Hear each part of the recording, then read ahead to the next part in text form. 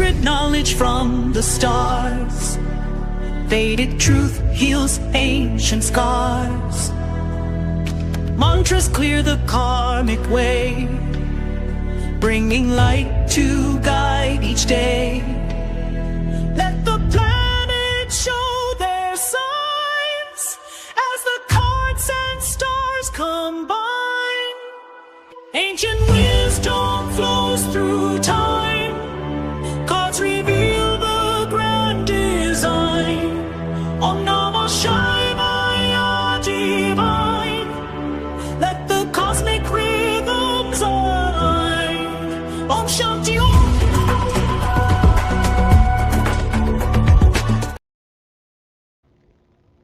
Hello everyone, and welcome back to my once weekly show. My name is Michelle Marie, and I am the owner and operator of Astrological Tarot. You can find me at astrologicaltarot.com. So before I go into today's readings, and I do see some tips in the chat, don't worry, you guys are first.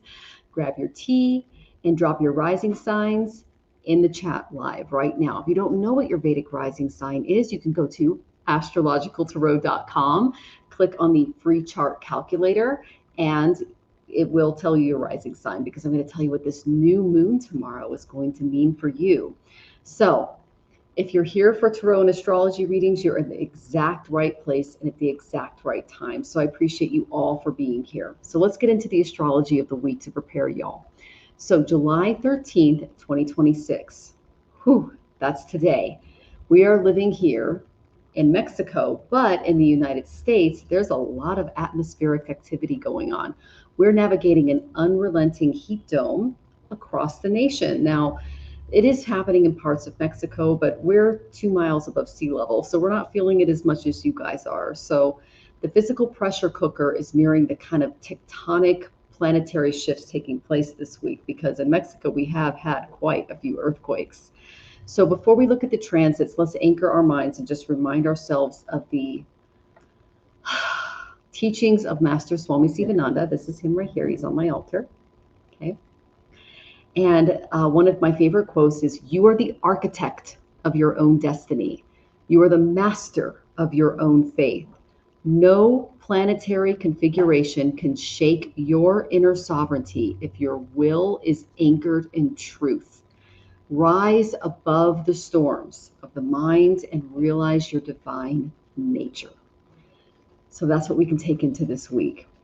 So know that the global stage is not just the weather. You are the master of your internal house. What goes on inside of you as all of these things come out. So let's look exactly at what the planets are doing this week and how the US, global systems, international news are reacting, so that you can rise, ride this wave with power. Okay. Oh, hi, Jonathan. He's here. He says hi, folks. So right now, today, the sun is in alignment with a retrograde Mercury, and they're both in Gemini. So this conjunction acts as a spotlight burning through the bureaucratic secrecy. It's going to trigger a lot of high velocity, shocking data leaks within federal and international communication networks. And we're seeing this with the death of Lindsey Graham, possibly Mitch McConnell, things like that. It's also happening in other parts of the world as well. So if you just look at what broke the wires this morning, a massive unauthorized breach has exposed classified diplomatic files, revealing a really tense back channel between Washington and Tehran over secret maritime cyber warfare operations in the Middle East. That shouldn't happen if they were properly staffed. That's my opinion, having grown up in the United States Navy. So this Sun-Mercury retrograde in Gemini really personifies a lot of hidden communications, intercepted data, immediate strategic scrambling between international rivals, and that's being leaked right now. So tomorrow, this is what we can expect, on July 14th, this brings the ultimate mid-month reset. A potent new moon in the sign, or nakshatra, I should say, of Punavarsu. Now, this moon is also for Gautama because it holds double strength in both the natal and the D9 charts. The D9 chart is 9 divisions deep into the astrology chart. And so it's permanently rewriting our structural reality as a nation. Now we're in Mexico, but this is for the United States. So Purnavarsu represents the return of light. It's a systematic renewal. It requires adjusting to very rapidly changing infrastructure under the continuing rollout of Project 2025 and then the addendum Project 2026, which were both released after eclipses and are now taking full effect. Now, over the last 24 hours, there's been a major tech coalition filed, and there's an emergency federal injunction after newly adopted AI-driven visa vetting systems. So if you guys don't know, Jonathan and I work for Microsoft and Google. That's how we're like in tune with this stuff. And I'm also paying attention to the astrology and how it affects us. So this froze green cards and H-1B visas overnight. Now, this is really big in Microsoft and Google territory where we worked. And that left thousands of corporate tech families in immediate legal limbo. So the people that we were replaced with, and I don't say like that in a bad way, it's just corporations, instead of paying us $100,000 a year through our company, they would rather pay someone $30,000 a year for the same work. That's why another reason we had to leave the United States. So all of these tech families are now in legal limbo. They're paying, an average of, it was like $2,800 for a 1-bedroom apartment where we lived. And that brought a lot of pressure in the area that we moved from before coming to Mexico. Now, simultaneously, the Federal Energy Regulatory Commission has just issued emergency mandates limiting power supplies to regional AI data centers and to prevent total grid failure, because there are some small towns that are like, we're running out of water, we're running out of like resources here. And that is just as the heat dome is straining municipal systems as well. And that's the Saturn and Pisces energy that we're seeing.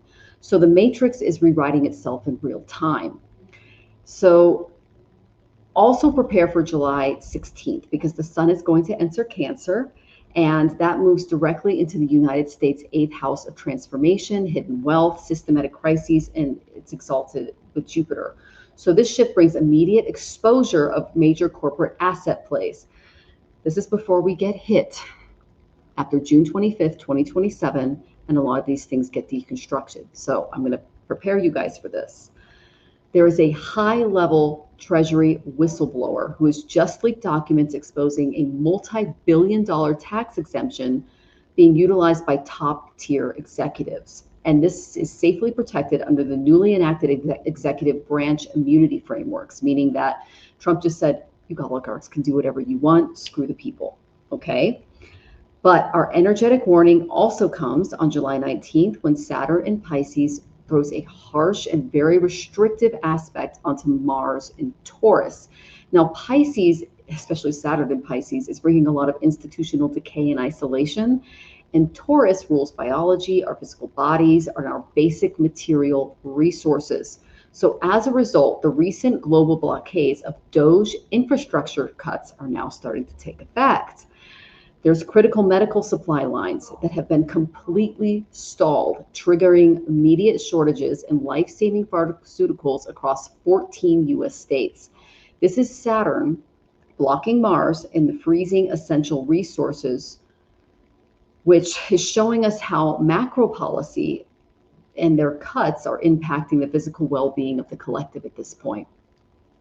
So do not let the headlines or the heat dome strain your nervous system.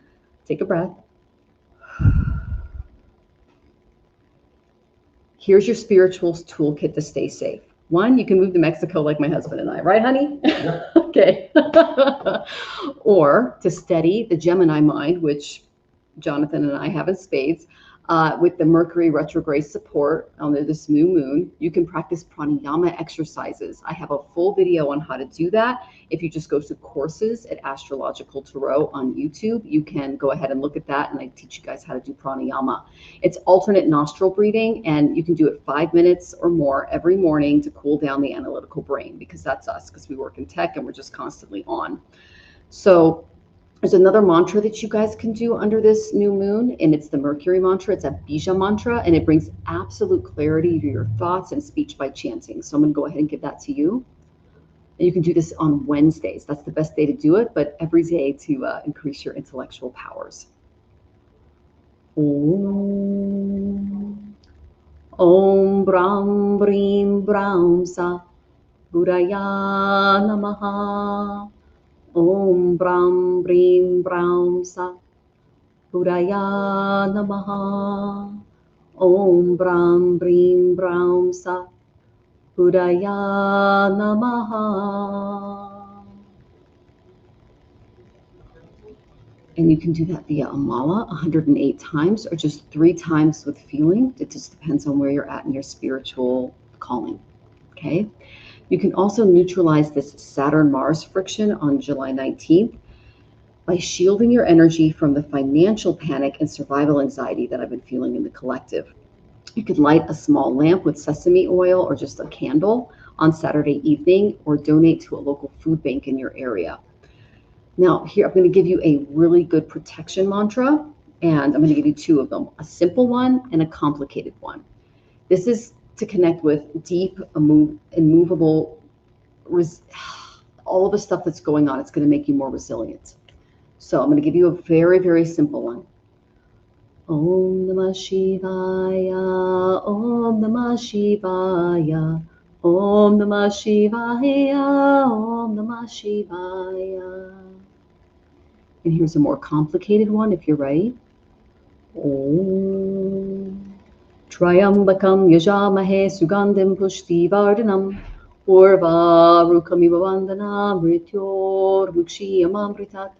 Om Shanti Shanti Shanti Om Peace Peace Peace. And you can say that all day, every day, especially if you're feeling the anxiety of the collective. Okay, so let us talk about this new moon in Purnarvasu tomorrow. And I'm going to give you guys a sign-by-sign blueprint. So if you do not know what your Vedic ascendant is, you can go to astrologicaltarot.com. I do have a free chart calculator, and that will allow you to calculate your rising sign or your Vedic moon sign, which tells me how you react emotionally. Okay, and it's free via my website. So let's go into Aries and how this new moon affects you. This is a massive mental reset for you, dear Aries. This is a brand new chapter for your independent business projects, writing, and communication style. Clear out a lot of the old tech, update your contracts during this time, and step into your authentic voice. Now, Taurus, this affects a complete overhaul of your liquid assets, banking structures, family values. You're redefining money amidst a changing corporate environment. So secure your baseline resources. Gemini, this lands directly on your ascendant, your Gemini. So this is a total personality identity rebirth for you. You are shedding your old skin, you're changing how you present yourself, and you're rewriting your long-term life trajectory. And you are the main character this week. Cancer risings, you have a profound spiritual subconscious purge going on during this new moon. You're going to close out an old karmic chapter behind the scenes. Priorities. You're going to prioritize a lot of deep sleep, meditation. You're going to be looking at some psychological issues and release them as your ruler prepares for a fresh start. Now, Leo, 11th house. Now, this is a major shift in your networking circles, social alliances, long-term financial gains. Old superficial connections are going to fall away to make room for some powerful, highly aligned community mentors. Now, Virgos, this is a professional rebirth for you. Expect a clean slate or sudden contractual modifications in your career, your public status, your relationship with management, because this is a major opportunity for you to take on a more authoritative technical role. Libras, a radical shift in your belief systems, legal contracts, higher educational plans. If you're handling international relations, legal documentation, tomorrow's going to bring a major definitive and directional reset for you. Scorpio, this is transformation central. You guys are used to it because you're Scorpios. But a reset regarding joint finances, taxes, inheritances, shared corporate assets. Keep your documentation pristine and use this energy to cut ties with those toxic energetic debts. Sagittarius, this is a massive turning point for your close business and romantic partnerships. An old connection or contract may return. It may be permanently rewritten or formalized. So balance clear communication with healthy boundaries when this happens. Capricorns, this is a fresh start to your daily routines, your health protocols, workplace environment.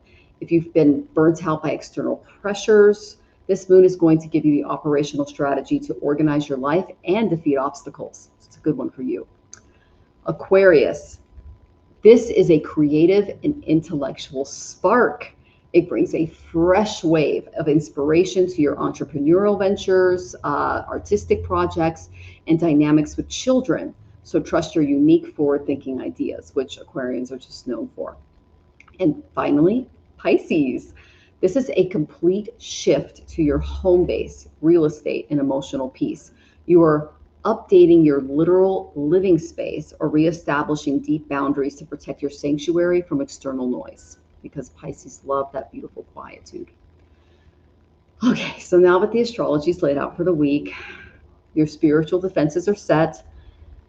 It's time to look into your beautiful energy. Thank you all for being here. I am opening the chat. I'm going to start pulling cards. Know that tippers get priority in order. And then I go in order of questions received for lightning round. I spend more time on people who do an energy exchange with me because it produces less future karma. And know that you do need to be here if you are here for a free reading. Otherwise, I will move on to the next question. So drop your questions and let's dive into our live readings. And I want to say hi to some of you who are coming into the audience. And I just want to thank Venus for being the mod with the most. You have been here every week, and I just appreciate you so, so much. So, oh my goodness. So the lovely Venus is here, and she's reminding everybody how to please post questions in caps. Tippers of $5 minimum USD get priority. Thank you so much, Venus. And yeah, thank you. I appreciate you so much every single week. You're amazing. And then Cheryl, you are number one. So, and I did get your question. Thank you and welcome for being, welcome and thank you for being here. And then we have the lovely Amon. I will go ahead and give you a star there. And you're a Libra rising, Cheryl. Okay, good to know. I'll put that in the star that. Oh, and Amon, you're very stressed. Yes, we have a lot of things going on planetarily. So I completely understand why you're stressed. I didn't realize my collar was popped. Looks like a detective from the 90s. Okay, Ryan Slade is here. It is lovely to see you, Ryan. Good to see you. Some patience. Good to see you, some patience. Lovely to see you. And then your internet's been out for 2 days, Rachel. Well, I'm glad that you were able to make it here with us today. Sending lots of love to you, my dear. And Gabriel, it is lovely to see you. Lovely to see you, Gabriel. Know that if you tipped, then you're going to be closer up to the head of the line, okay? And some patience, you put a question in the coffee app. I'll go ahead and star that. Thank you for the arrows, Venus. And let's see. All right, some patience. I'm going to go ahead and get that in for your medical. Oh my goodness, you have more medical stuff from your fall. Oh, that was such a big deal. And then happy Monday, Jean. It's lovely to see you, my dear. And everyone says hi, Jonathan. He says hi. Oh my goodness, we were just talking about like options moving forward and stuff this week. It's really stressful when you're living with someone that you love that's dealing with mental cognition issues, you know, because you have good days and you have bad days. But I love him every day because he's my best friend. And we had a really good heart-to-heart today, and I'm very thankful for him, you guys. I got lucky. All right, Jean, I got your question in. Good to see you, Maria Scorpio. Welcome, my dear. And of course, Jonathan says hi. There he is. And let's see. Okay, you're worried about your hip pain. Okay, Maria, I'll get your question in. And let's see. Oh, and sweetie, half my family's German, and I love Jesus too. He's on my altar. I love you. Okay. And then we have, let's see.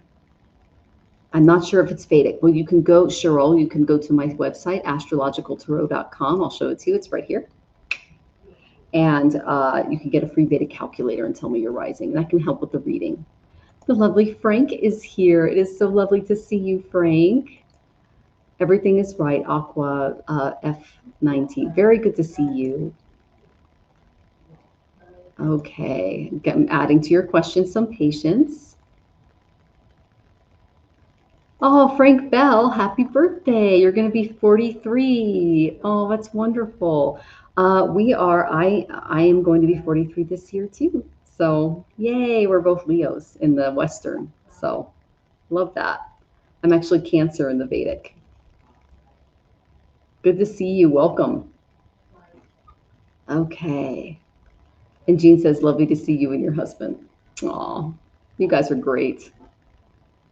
Okay, and Aqua, if you have a question, go ahead and put it in the chat. Okay, we have quite a few so far.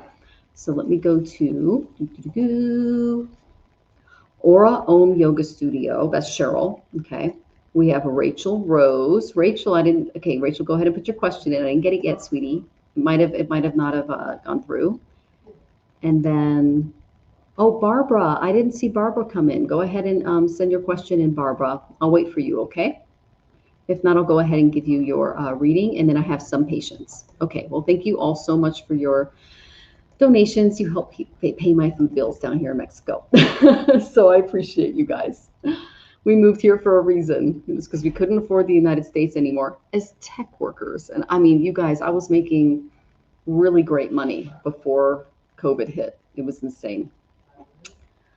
Oh my gosh.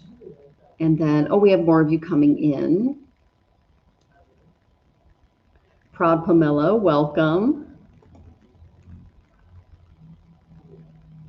And then looking at the website, there's so much info. I can't look. Okay, so the ascendant sign is the Lagna or the ASC that you see. Okay, so look for the ASC, Cheryl, and that'll tell you what your ascendant is. Frank Bella, got your question in. Thank you for serving our country. Jonathan and I came from military families, so we appreciate you. And then Ajay, nice to see you. I love that you are interested in Jyoti and Jyotish. That is wonderful, wonderful, wonderful. I'm a Jyotish astrologer, yeah. Where am I from? Okay, that's a very loaded question because I grew up in the United States military. So I have lived all over the world my entire life, which is why I travel. I don't really have a home. Jonathan, do we have a home? We're kind of like traveling yogis, you know, Jonathan was part of the Sivananda Yoga Center, and we just basically travel and do yoga and study under masters and live our lives that way. And then when I was younger, I grew up in the military. So our home is Earth for now until we can transcend to those higher planes. But yeah, we've never really been rooted in one place. So thank you for asking, Zainab. Okay. Let's see. So let's get to our first lovely tipper, and that would be Cheryl. And in the meantime, go ahead and get your questions in, guys. I am here and waiting for you. And Proud Pomelo, I know you really want to know what to eat for dinner, but I suggest that you just go, if you don't want to make it, go onto Uber Eats or Didi or whatever country you're from and just order something, because he's got a Cancer in the home. So double Cancer and Venus in the 4th house. So he gets homemade organic meals every day, right? But if you don't have someone to make you meals, go ahead and order them. Okay. So let's go ahead and get to the lovely, and we ask serious questions here. Okay, Pomelo? All right. May I ask what my past life might be and how it's affected me negatively in my current life? Now, I read past life charts. I can go 108 divisions deep into the Jyotish practitioner methodology. I'm fully certified by Komilla Sutton. She is my guru, and by the Sivananda Yoga Center as a Jyotish practitioner. So I can give you a full-on past life reading if you choose to. Now, know that I spend hours looking at a person's chart, putting together data, and looking into what you're here to learn as a soul now, so that you can go on to those higher 7 planes or learn from the lower 7 planes, depending on where you're at in your soul's development. If you don't know what those are, I can explain them to you. But Sherol, if you want a past life reading, I do offer those. Okay. I also offer prajna charts for those who have passed to figure out where your relatives have gone. Okay. Okay, let's look into this for you, Sherol.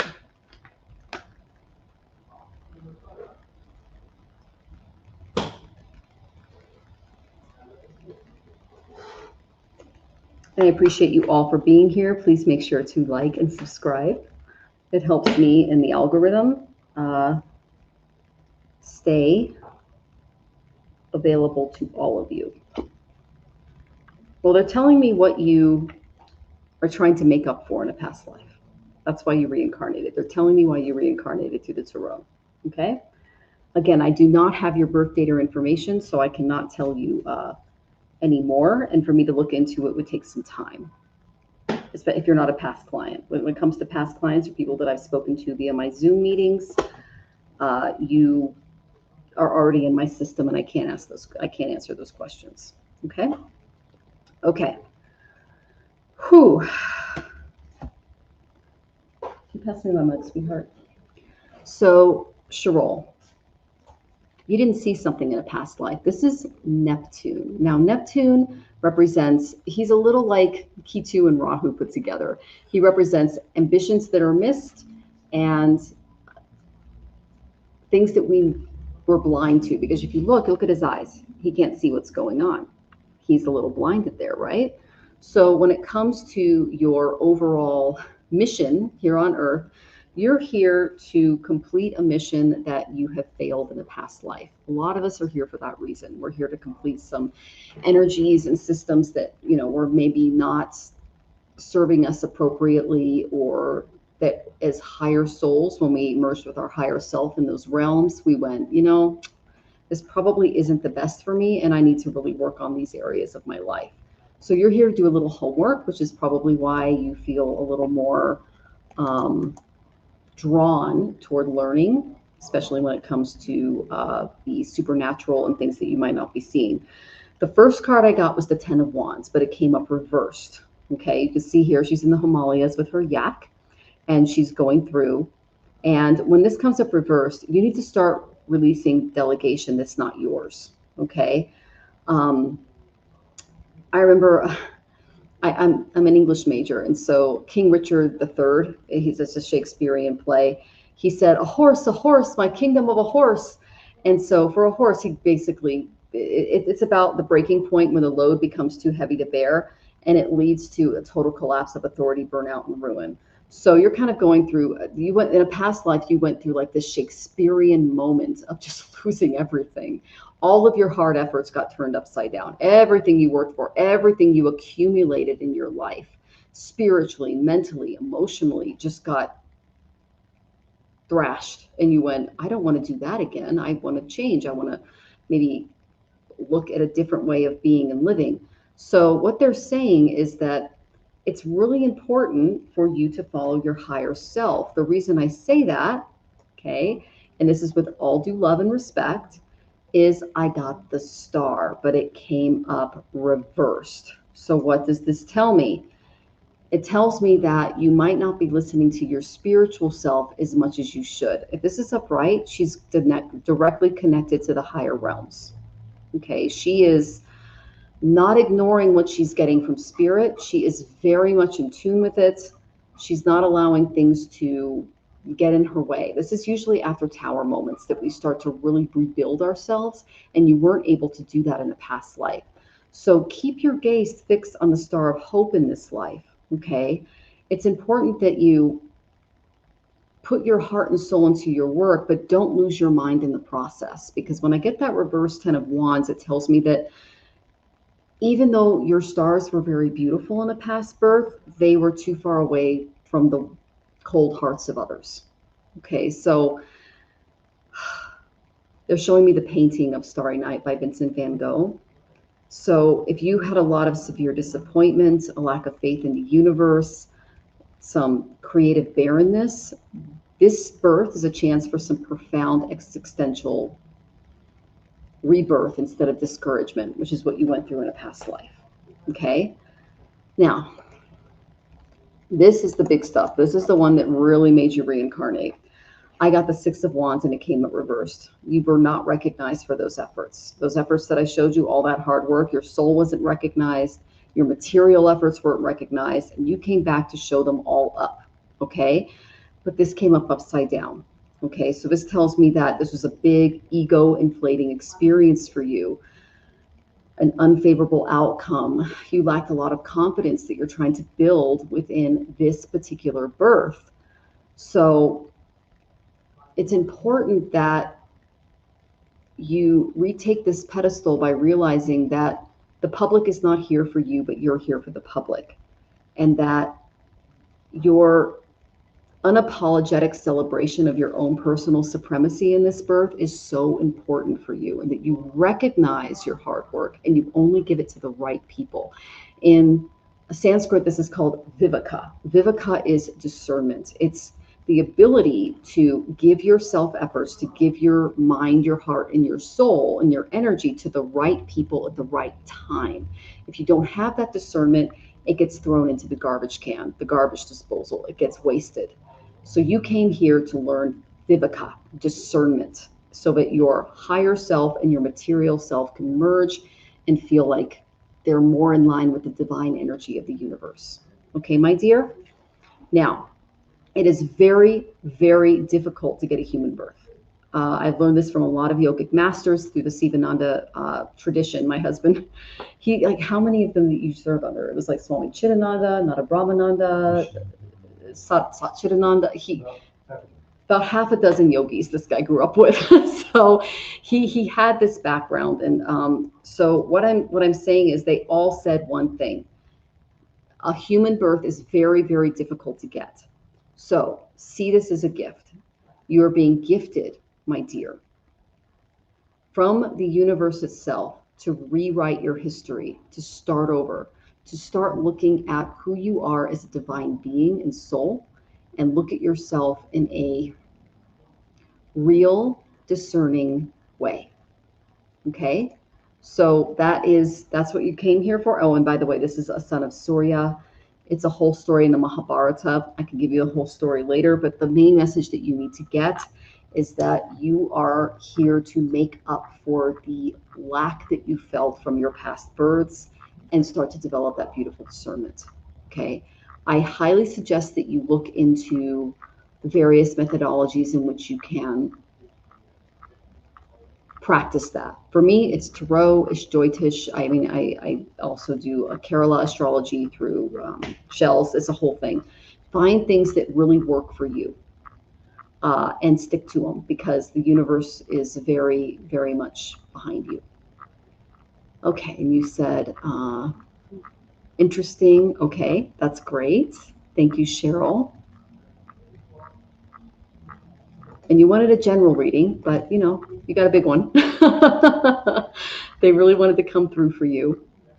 And wow, very heavy. Thank you. Makes sense. That's how I feel. Oh my goodness. Well, this just tells me that you're a very beautiful soul and that you were given a gift from, and the thing is, that's a son of Lord Surya. Those are the Adityas. They were sons of Vishnu and Lakshmi. So you were given this opportunity by a beautiful and divine force to start over and to renew yourself.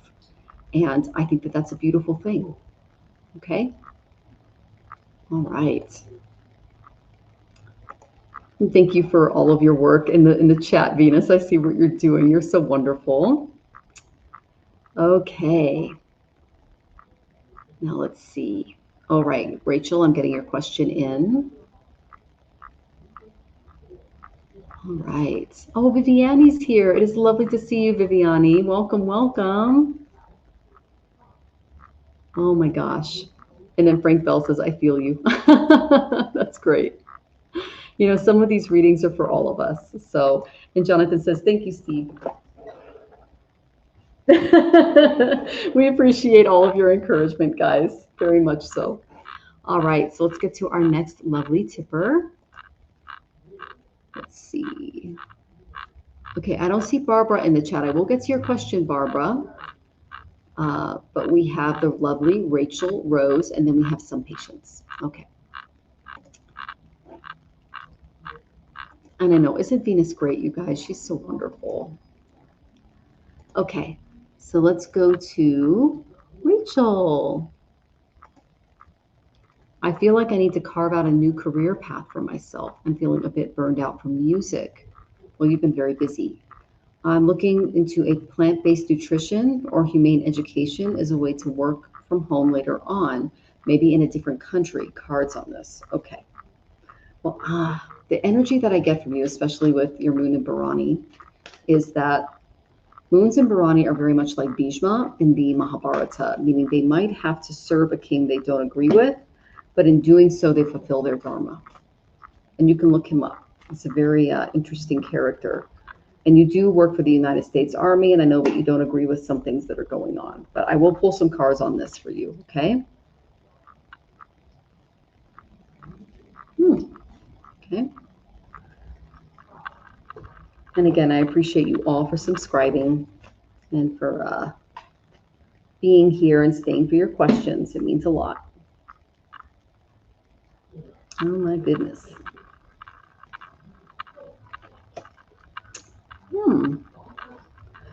Okay.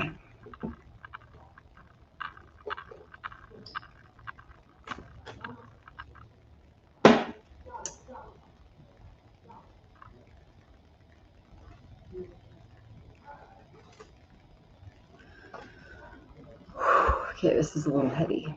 Okay. All right, so the first card that I got for you, dear Rachel, is the third house. Okay. You want to carve out a career path for yourself. You're feeling a little burned out with the music. It's time to start calling on the phone, because you can see there's a phone, a quill, and paper here. This was the card that was made in the early 80s.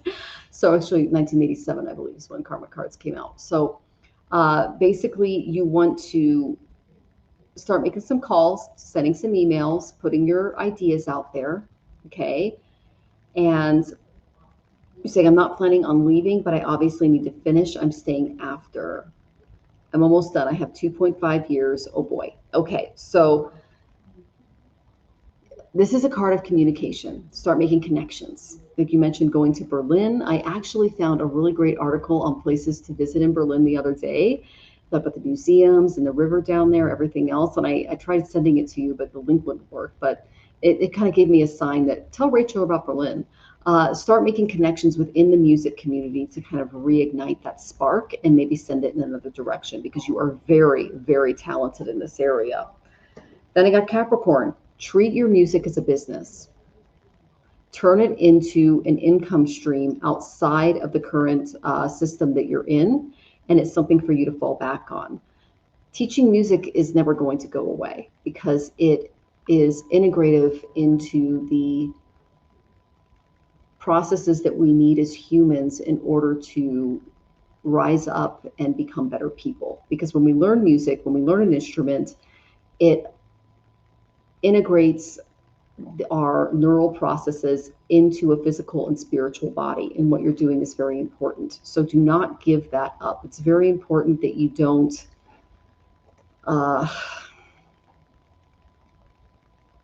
abandon something that you have worked lifetimes to achieve, because you have done this in past lives. That's why you're so good at playing violin and singing and everything else. And you have millions of views on YouTube. She has millions of views on YouTube, you guys. And Jonathan can attest. He has actually perfect pitch. Right, Jonathan? Yeah, perfect. Jonathan has perfect pitch. What do you think about Rachel's music? It's literally heavenly. It's yeah. She's bringing it down, folks. Okay, so if you try to do this now, you're not going to be successful. I got the 10 of Wands reversed. This is all about releasing the delegation. You're not going to see the results of your hard work right now. You said you had 2.5 years. Give it some time, because you're just going to be wasting your energy in other areas. It's okay to plan and make connections. Keep it light. Don't do anything big, because if you do that, it's going to overburden you with all of the other things that you're already dealing with. Okay. So what is going to release you? What is going to put you in this new way of being and thinking? He's actually looking at this woman in the reprisal card. I got the Emperor. You are working for the United States government. You have power over your mind, Rachel. This is, if you realize this, you'll find strength, because a true king rules before he rules an empire. So if you look into the structure, the self-discipline, the defensive strength that you have naturally to protect the Commonwealth and to protect what you're doing, that's great. But know that things will eventually work out for you. But the Emperor in you needs to come forth in order to allow this to happen. And that can't happen until you're released from your duties, your karma. Once you realize when you leave the situation that you're in, do not seek any reprisal, because that's going to bring ties into you taking the next step. So long story short, plan now. Don't take any big steps. Just plan. Talk. Make connections within the music community. Continue to do your job. Once you're finally let go, take complete control of your life as the Emperor does, and do not seek vengeance, because they will kind of screw you on the way out. Okay? I mean, I grew up in the military. I've seen it. So it's important that you cut all ties when you do go. If you decide to, after the end of your contract, and then just completely restart for yourself and become your own leader. Okay? What do I mean by reprisal? Okay. So I will get into the meaning of this card. I think she's come up quite a bit in the, this is the part of the Mahabharata Oracle, and her name is Amba. And this is vengeance and retaliation will not serve my purpose. That's what this card means. So she was the eldest daughter of King Kashi, and she was in love with Selva, and he was a king of Shambhala, and she was promised to wed him, and she was in love with him. Along with her two sisters, Amba was abducted by Bhishma, who was unaware of her commitment, because Kshatriyas used to kidnap their wives back in that era. And he learned of her commitment to Selva and sent her back out of honor. But then Selva no longer desired her. It's like a romance novel gone bad. So she was rejected. She was heartbroken. She retired to the forest, and she did extreme penance to the gods, especially Lord Shiva, she wanted to really wreak revenge on Bhishma. She wanted to be reborn as a man and just like murder him over and over again, because she was so mad about what he did. So she gave up on food, she gave up on sleep, and she only survived on air, very much like Gauri Devi. And she was advised by the ascetics to abandon her penance. And she was like, nope, I'm going to be reborn as a man. I'm going to destroy Bhishma. And then Shiva eventually granted her boon. So avoid retaliation after you leave your work regarding your finances, because vengeance is not worth your time or energy. And this also goes into you going into Sati Sati, which will be next year. Okay, Sati Sati, the height of Sati Sati is Saturn going over the moon. Again, it will affect your 3rd and 9th house, which represents immediate family, siblings, and also long distance travel. So it's important that you just allow this period to pass, allow the 2.5 years to pass after you hit full Sati Sati at the beginning of 2027, and then just breathe and move on. Okay, my dear? So that's what the reprisal card means. I hope that was helpful. Okay, I know you want to finish. You're an Aries moon in the Vedic tradition.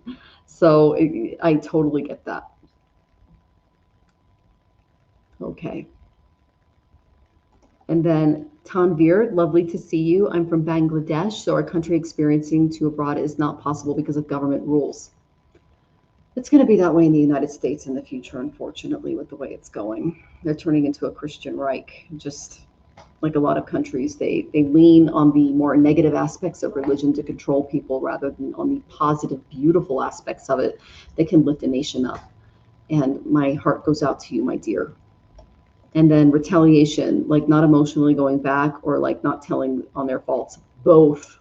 Just walk away. I'm an Aquarian moon. We can just shut the faucet off and walk away. Okay. So I want to cut all ties. I mean, some friends definitely cut all ties. I learned that in the pension. Yeah. So you want to do that. But 2.5 years from now, when your contract's up, you got to honor your contract, sweetie. So That's what the universe is saying. Okay. Samantha, welcome. It's lovely to see you. Tanvir, now, okay, this is just my opinion. As someone who was born and raised in the United States, now is not the time to come to the United States, especially if you're a person of color. Would you agree, Jonathan? Yeah. Yes. If you're a person of color, do not come. Like, that's just our. And I'm from the South. Yeah, we're both from the. Yeah, okay. Oh my goodness. And she says, oh, I'm definitely not running away. I just want to take a class. Oh, I love that. Oh, Susan's here. Oh my gosh, Jonathan, we were just talking about you, Susan. We looked at your website. It's amazing. We've just been analyzing it. You're Susie Lee, which is adorable. But we have not gone on to the AI assistant for the preacher thing yet. So I haven't written you an email or a message back on that because I really wanted to look. We wanted to look in depth on it, right, sweetie? Yeah. So it's lovely to see you, Susan. Oh my gosh. And Gigi's here. Oh my gosh. Lovely to see you, my dear. Rachel says the use is okay for people of color. Just depends on where you are. It's fine here in Maryland. It also depends on how much you make. And if you have family support. And if you're backed by a system that's already in place, because corporations are taking advantage of people from other countries. We would know this because we just came out of Microsoft, Google, Amazon territory in the Seattle, Redmond, Bellevue area. And what Jonathan and I used to do, like per person would be like 120 to 150,000 a year. Mm-hmm. And now they're paying like 30 grand a year before taxes to these guys that are living 12 to an apartment. You can see all the sandals outside and the cigarette butts. It's not great, Rachel. So that's what we came from. That's what I was kind of advising to. And then Susan says, I cannot advise anyone to come here. It's too dangerous. Yes, as a man of color, do not follow the corporate dialogue. They will screw you. We come from a tech area. We worked like, Jonathan's like over here just like going, yeah. So we're just letting you know we're in Mexico for a reason, guys. Okay. And then Rachel says, I think there's more anti-Semitism here more than anything, honestly. Yeah, there's a lot of that going around too, because that's the whole Christian Reich movement. There's some beautiful Christians like Susan and I that love and embrace all religions, cultures, and beings, because we see the divine Holy Spirit in everyone, the Atman, but there's only a few of us. So it's really important that you don't feed into the propaganda that's coming out, because it's very Russian actually oriented, in my opinion, because I was a journalism major. And so I look into that and go, ooh, that's Russian propaganda that's coming out of the news. So, and then Rachel says, I'm planning on going to Germany when I retire. Germany is safe though. Okay. Yeah, I know. I have a theory about like last thought, next birth. And so I think the German soldiers, the Nazis, were thinking about Americans that they hated, and so are the Japanese, and so are the Italians. And now the three top democratic nations are Germany, Japan, and Italy, because I think they're all Americans that were reborn as the people they killed. It was something I read in the Gita as well as the Katha Upanishad. And so I looked at that and went, I think that we're just being reborn as the people that they killed. And that's why we're looking at some of the most democratic nations were part of the Axis. And now the allies are now, they swap sides. That's just a theory of mine. And I've actually had a few clients that confirm that. So, and then Maria says, I think you're right. Oh, okay. Okay. And some patients, okay, so some people cooking lunch. Oh, Cheryl, that's lovely. I love that you're cooking lunch. Okay, so let's go to our next question. And we have, our next one is, I don't see Barbara's question in. I'll give you a general, Barbara, if you don't check in, but I'd love to see you here, my dear. So we have some patients, and then we have the lovely Susan. Some patients, is my mother going to recover, survive? Any messages from her? Oh my goodness. Okay, some patients. Let's look into mom. And then you also said, Critical failures for a while, elbow diagnosed, requiring surgery 4 days ago. Almost, yeah, over a year after your fall.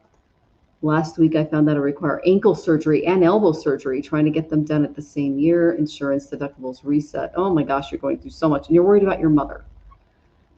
Well, let's just see what the guides have to say for you, because I think that you need to focus on you.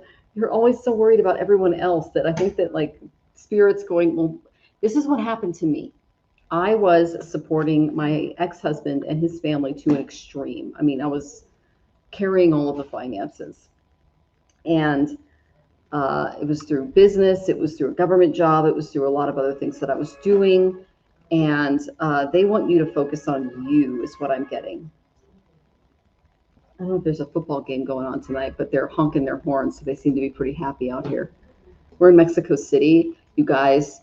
Football, aka soccer, is insane here. It's a religion. So they even dress up baby Jesus in the cathedrals here in the jerseys. It's really cute. Okay. All right. So you're worried about mom. Some patients, I'm serious. You need to worry about you. That's like, I can already say that. Fair enough. Okay. I mean, I haven't dropped over everything and flown across the country or anything. Touche, my friend. Touche. I have not seen that from you, but I did it because why did we do it, sweetie? We saw the writing on the wall. I'm an astrologer. Oh, some patients, your guides are coming up very strongly for you. Okay. I'm just getting updates on her fall, broken hip, remittance to critical care. Okay. It's not your job to take care of your mother, especially after everything that you've gone through. Okay. You could be there for her emotionally on the phone, but you have your own surgeries to go through. You have your own stuff. Okay. So it's important that you stay in your lane. The reason I say this, my dear, is because I got Sagittarius. Okay. This is all about following your inner teacher. When you sit in meditation, you're going to hear a voice. It's not yours. It comes from either your heart space or your third eye, when you manage to literally aggregate all of the senses into a point and either put it in your heart space, that's where I started, or here, and that's when you start to see the lights. And then you'll start hearing things that, it's not schizophrenia, I promise you. It's literally spirit coming through and overriding your own kind of computer system, your own, how would you put it, sweetie? Because we're in programming. Meta program. Your meta program. Okay, so it's the meta coming into the meta program and kind of rebooting things. So you have a higher self inside of you. Tap into that. It's Atman. The higher self wants you to focus on your own ego. What's best for you? What makes you shine? Because I got Leo. Now, Leo, I don't know, I don't have your chart in front of me, but Leo's getting eclipsed right now by Ketu. And what Ketu does is he chops off our heads and says, hey, look at yourself without a head. Who are you? And Ketu represents the tail of the celestial snake, or the serpent, which represents all of our past lives, what we have worked through, not seen, become. He is what leads us toward moksha. And so what this tells me is that they're actually encouraging your ego to lead you toward moksha, because in past lives you have not put yourself first, and it is manifesting in this life. The main reason I say that is I got the Queen of Pentacles upright for you, my dear. This is a resource manager. She balances a lot of enterprise with care. She manages her kingdom with practical elegance, hospitality. She's very grounded in her physical nature. So it's important that you are level-headed, you're controlled. You build a solid foundation for yourself before you go out and help others. You know, there's a famous makeup entrepreneur, Estee Lauder, and she said, I never dreamed about success, I worked for it. You worked for a lot of success, but then you give it away to other people. And you have a lot of material ambitions. You've gone through them through grit. I know you're starting your micro farm, which is a huge part of the Queen of Pentacles. Focus on that. Focus on your health. Focus on your microfarm. Focus on doing what's best for you. It's important that you focus on your physical comfort right now, because putting yourself first is going to keep the toxic, less energetic energy away from you. Okay? It's important that you try to not impress people you don't like, or in spirit especially. So this is the main energy that I got in and around you and why you're going through this. Okay? Because that's a lot. Because you not only sent me stuff about mom, but you also sent me all this stuff about your surgeries and everything else. I got the Seven of Pentacles. Sorry, the Seven of Swords. This is the Thief. Okay? This is a person who is taking all of your ideas, all of your work, and walking away with it. And he's got this smug look on his face. So this is all about someone who is taking away your power. Okay, so I know that Steve Jobs, I think he quoted Pablo Picasso, and he said, good artists copy and great artists steal. And these guys are disruptors. They use clever, independent maneuvering to bypass a lot of the traditional systems that we have in place that are collapsing right now, especially in the United States, los Estados Unidos. And they seize intellectual property, they seize the work of others. Don't let people do this to you. Don't let them steal your energy, your worth, everything you have to bring. It's time that you put yourself first. Okay? That's what they want you to work on. All right? So you guys are giving me another one? Okay. So the first principle is that you must not fool yourself, and that you are the easiest person to fool. So it's important that you don't allow yourself to be fooled by these people that are going, help me, you have to do these things for me, when you yourself are going through your own crisis. Okay, put yourself first. You already know this. And it says, you say that, oh yes, I've always said I'd rather be the wizard behind the curtain than the one in the spotlight. Seven of Swords sounds like my boss, yeah. Well, you're surrounded by them. C. Mason, welcome.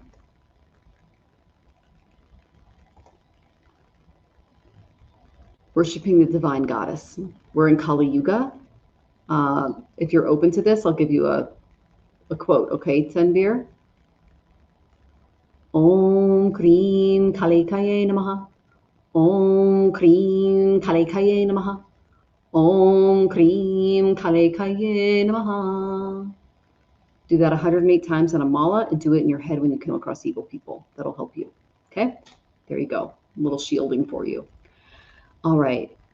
Some patient says, yes, I already know to put myself first. It's not my superpower. Well, it should be, my dear, because you are important. Okay? Judith is here. Lovely to see you. Oh, Seema Sani. Oh, you're from India. I love that. Welcome, welcome. My guru's Indian. Okay. So I got justice in. I lost my job. Okay, I'll go ahead and put that in for you. Now know that I do go through. Oh yes, Estee Lauder's story is awesome, isn't it, Rachel? Yeah, I'm a big fan of her.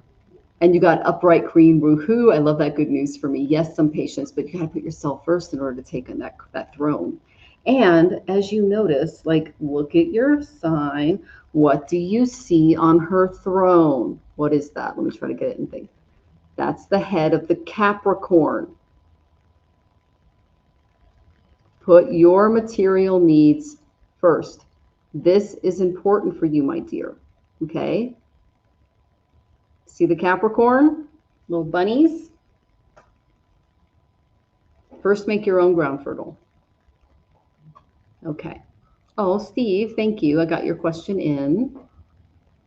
Please tell me about me. Oh, okay, Simasani, I'll put you in. Questions are still open, Judith, but just know that we are going in order.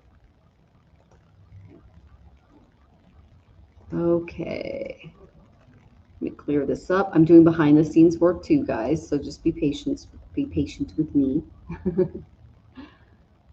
All right. So, Susan, go ahead and ask your question, love. because I want to get you in before we, I'm not seeing it in the chat on Venmo. So we're going to go ahead and get to Pure Love Essence. Okay, Pure Love Essence. I don't see, okay, I'm looking for your question.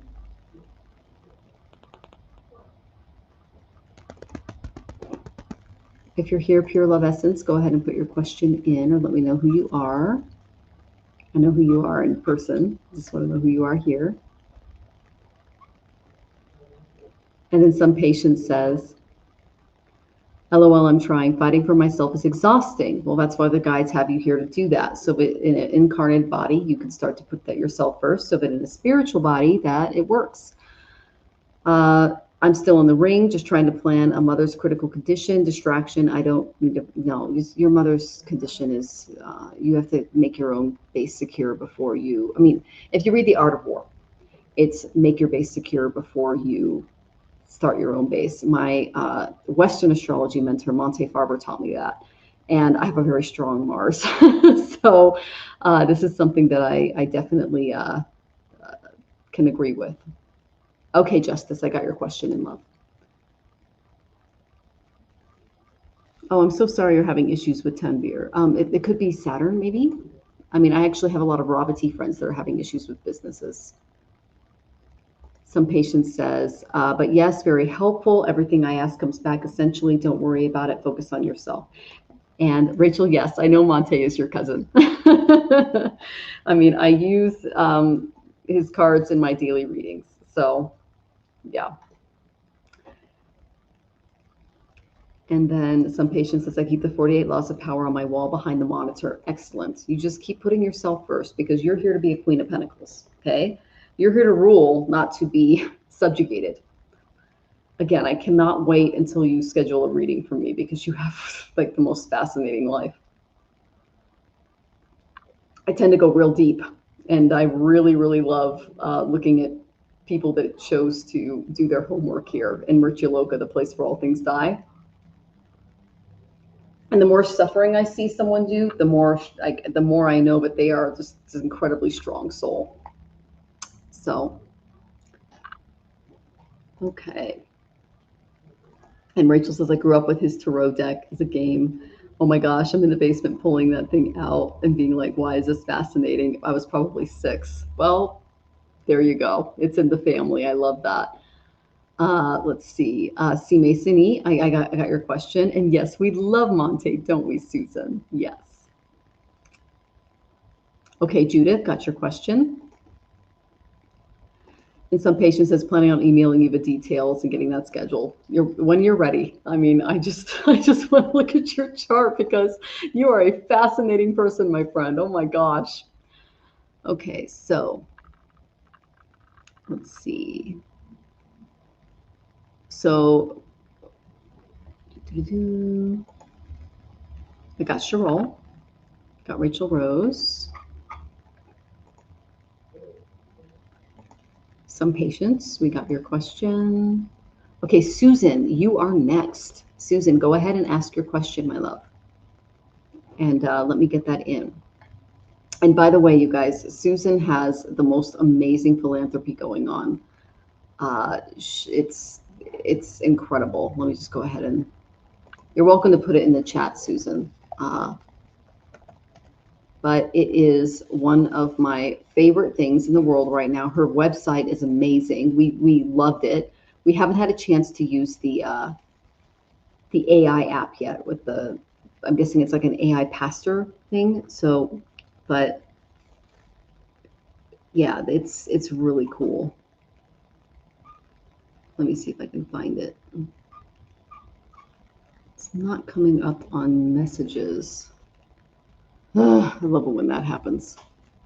But yeah, you're welcome to put it in the chat, Susan. I'm always, always happy to support your business and what you're doing. She's got Jupiter 12th house and Pisces, which is, you know, starting churches, ashrams, and spiritual organizations. And I've had so many visions and dreams about what she's doing with that. It's incredible. You are a force of nature. And then your question is above. Okay, let me see. You'll ask it again. Okay. I'm going to try to find it. It's usually a little longer, so I can usually find it.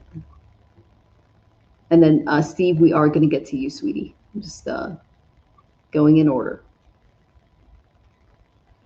Yeah, for some reason, Facebook questions are not always coming into the chat on StreamYard because it's not on here, Susan. This happened last week, which I thought was interesting. And Gerald mentioned it on his channel as well. So I'm in the middle of all of it. I'm eager for any advice at this moment about priorities and such like. I'm grateful. Okay, I know you are, you are in it, my friend. The number one thing you need to look for is business partnerships and relationships, okay, because those are going to be enormously tested, especially after September 25th of this year. That is when we talked about this. Some major things are going to change in the partnership front because the Varshapal shows a major shift, okay? So watch your money, keep it separate. That's the main thing I can say for you. In making this move forward, know that by after your birthday in 2027, you will have a major energetic and physical reset. Mars will be at 100% and be the Lord of your house during that time. And again, you guys, I actually wrote, I think it was like 60 to 80 pages for her chart the other day. And it's because she's got such strong spiritual energy that I just feel the need to keep putting energy into that. But the main thing that you need to focus on is your overall spiritual protection when it comes to your assets, and making sure that all of those things are preserved from those that do not know how to manage assets, okay? Because you have been very, very good at that, and another person in your life hasn't, and you need to kind of see the reality behind that. Obviously, you can give them the leeway that they need without giving them too much responsibility to the point where they undermine your authority and presence in this mission that you have. Here, we got a jumper. Okay. So, my dear, first thing I got. They love the fact that you're using AI. This is Aquarius. This is one of the best cards for AI, for technology. They love that you're talking to Claude, that you're doing all your website's incredible, Susan. It's very well done. Susie Lee on the website. I have not tried out the AI pastor or whatever you have in place yet because I have other things that we're doing, but I wanted to give it like my time and energy. But they really love that you're working with Claude and that you're doing these things with them. Oh, your Fable is phenomenal. Okay, so they love the AI that you're doing. Keep doing it, because what that's doing is it's really activating that 11 divisions on your Jupiter, which is the power to heal the world. I told you this at the very beginning. This is a very, very rare kind of yoga. It's ruled by Danteras, who's the god of Ayurveda in your chart. So you literally have the god of Ayurveda behind you when it comes to making this mission possible. And then you also have the additional support from spirit. And you're going on to love her. Claude is my strongest available till July 19th, and I'm working around the clock. Yeah, I totally understand that, Susan. So, the main thing that I got was, if you're able to separate your finances and other things that are going on and really, really look at things from a perspective outside of, how do I say this? Fear of the unknown moving forward, which I know that you're amazing at. I got the King of Pentacles. This is external authority over mastery. This is like a very pragmatic energy. It's prosperity. It's prosperity in its best form. You're going to be the master of your domain in this particular place. And like I said, after your birthday in 2027, your entire health is going to change for the better. It's going to be an amazing transformation. So the ability to deal with people is a purchasable commodity, like sugar, like coffee, and will pay more for the ability than for anything under the sun. And that was Rockefeller. And this is the idealization of practical leadership. It's like you're able to see, you don't see people as commodities. You see them as resources that need to be seen on an eye-to-eye level. And you have the ability to build the infrastructure and build absolutely worldly stability in a way that is going to bring people health, prosperity in a time that is going to be very difficult. Okay. Now, I did get that there are some shadows in and around you, my dear. So the shadows that I see are this. Because you're dealing with your health and all of these other things at the same time, legal stuff and everything else, it's important that you don't drop the balls, okay?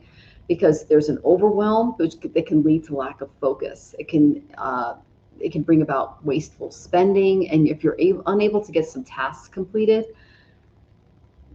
there's trouble keeping up with bills and everything coming at once. So they're saying slow down, take a breath, slow down, okay? Your Jupiter is in Ravati, all right? So Saturn's going over that right now, and Saturn's saying, hold the phone. I am going to show reality to you. And reality is Jupiter represents the husband in a woman's chart. The reality is I'm going to show you who this person is after September 25th for 3.5 years after that. Okay? Know that it's important that you put the balls down and try to focus on other things that Saturn, Shani Dev, the karmic teacher, is trying to teach you, because that is going to help you best deal with what's coming. Okay, now here's the shadow side of what's going on. I got a Queen of Swords reversed energy in and around you. Okay, this is someone who uses force or intimidation in your life. That a man who does not value himself cannot value anything or anyone. It was Ayn Rand that said that. And this is a shadow queen. This is an ice wall. She's weaponizing hyper-rationalization and lack of empathy and disdain for humanity. This is what you're fighting against. But it's important that if she's upright, that you are operating from a place of compassion guided by wisdom. You're loving with clarity, and you are accepting help without any kind of self-betrayal, and that you're meeting truth with kindness. So you're walking a razor's edge when I get this upside down. The razor's edge is putting yourself and your mission first, but at the same time seeing reality. That's difficult, but you have the divisions in your chart to deal with it. So this is who you are. You already know it. You're the Queen of Cups. You're an empath. You are one of the most beautiful people I've met. You are you're the kind of person who uses her intuition and sovereignty to help others. Okay. You are, I think it was Princess Diana that said, I lead with the heart, not with the head. I want to walk into a room and feel the emotions of people to them, so I can bring comfort, so I can hug them, so I can make them feel better. And she was the ultimate manifestation of this queen. She was emotionally intelligent. She had unparalleled empathy. And she had a life dedicated to healing others. And that's who you are in this process. So allow that Queen of Swords to go upright and see the truth, in addition to the empathetic environment that you're creating, so that you can protect yourself and your legacy. Okay? And then, yes, Queen of Cups. I know, that's why I mentioned it, because I looked at his Varshapal. Okay? And I wonder if the infrastructure to establish a nonprofit in church is more important than websites. Not sure. AI is going to change the whole thing. You're welcome to meet with me. AI optimization is going to change, because there is no such thing as search engine optimization anymore. It's AIO. So it's a whole different ballgame now.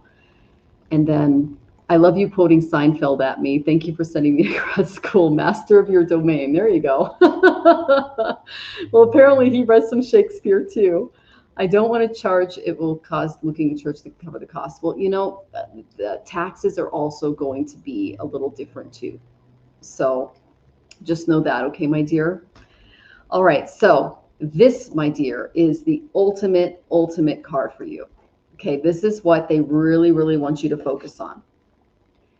Your sacral chakra, your Manipura. Empowerment.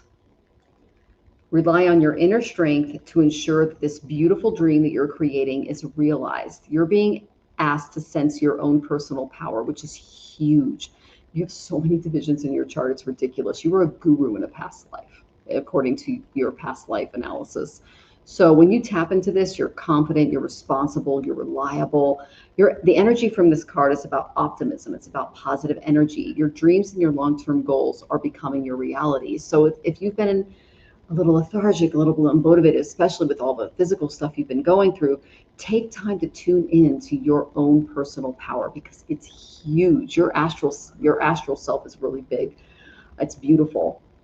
So yellow is associated with our solar plexus. For everyone in the audience, it's here. It's the ab area, okay? And every time that it's out of balance when you criticize yourself or when you allow other people to criticize you because they're here to weaken your resolve. Be loving and accepting of yourself. Acknowledge that you are the value and the foundation of what you're creating. That's going to balance that solar plexus energy. It's really important that you have a healthy level of self-esteem. This is about to become empowered after your birthday in 2027. It's just going to be like lit on fire. It's going to be amazing. I cannot wait to see this happen for you. But you must have respect for yourself before having respect for others, which you already have in spades. Okay, so be confident in your talents moving forward. Love yourself. Be willing to powerfully express yourself. Choose to be very direct in your desires moving forward. And if you're being asked about a decision, all indications are that your decisions are correct and the time is now. Don't allow other people to stomp that beautiful seed because it's really great. Okay. And then the name of the Institute is Fire. Oh my gosh, I love that. Oh, wow, Susan. You guys, this is truly an inspirational person. So, okay. Oh, God, I love tapping into your energy, Susan. It's so fiery. So let's go on to our next question. Okay, I'm going to go ahead and give Barbara, you did tip. So I am going to go ahead and give you a general because I'm guessing you can't get online or something.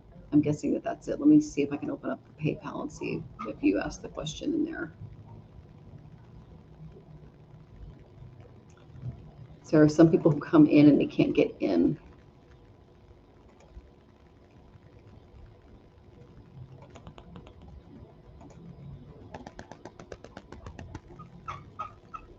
Oh, okay, so it's not coming up now. Interesting.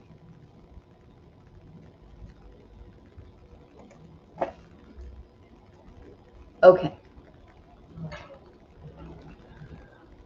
Whew. Well, if you are a member, go ahead and ask your question. We're going to get to Steve. Wondering myself on my parents' health. Your mother was born. Oh. Okay, so we had a lot of planets going through Gandanta the week of December of last year. So she would be going through some health issues from there. So your mother was born December 3rd, 1943. She's handicapped. Your dad was born October 3rd, 1943 as a pacemaker. Okay, let's look at mom and dad. Well, one, congratulations on having a mom and dad that were born in 1943. That's a big deal.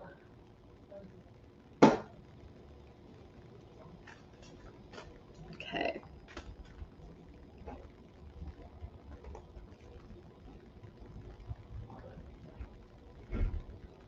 And then Susan says, thank you so much, wise counsel. I sent you a message about the lining to my site. Yes, thank you, Susan. You're amazing.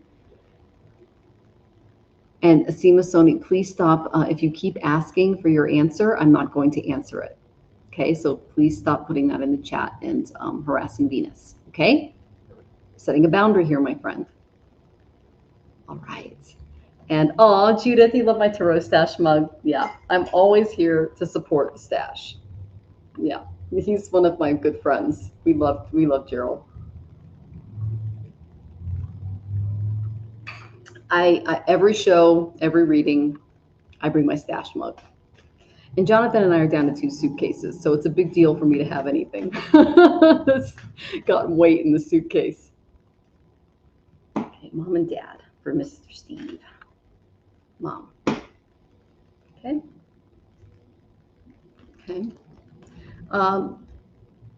Was mom very business oriented, Steve?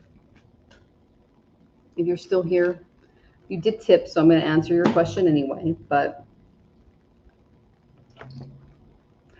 okay, so you have one parent that's very business oriented. They're like the CEO of the house, and you have another parent that's just like head in the clouds, spiritual, bringing all that great, beautiful spiritual energy down. There's a huge dichotomy here, where you have someone that's very business-like, very goal-oriented, and then you have another person that's just like, whoa, really spiritual and tapped into the higher realms. You're welcome, Venus. Got to set those boundaries.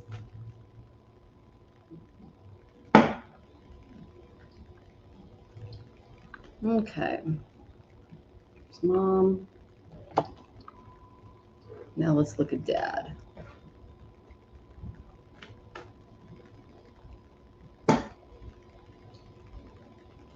Okay. Well, wow, they're really connected, Steve.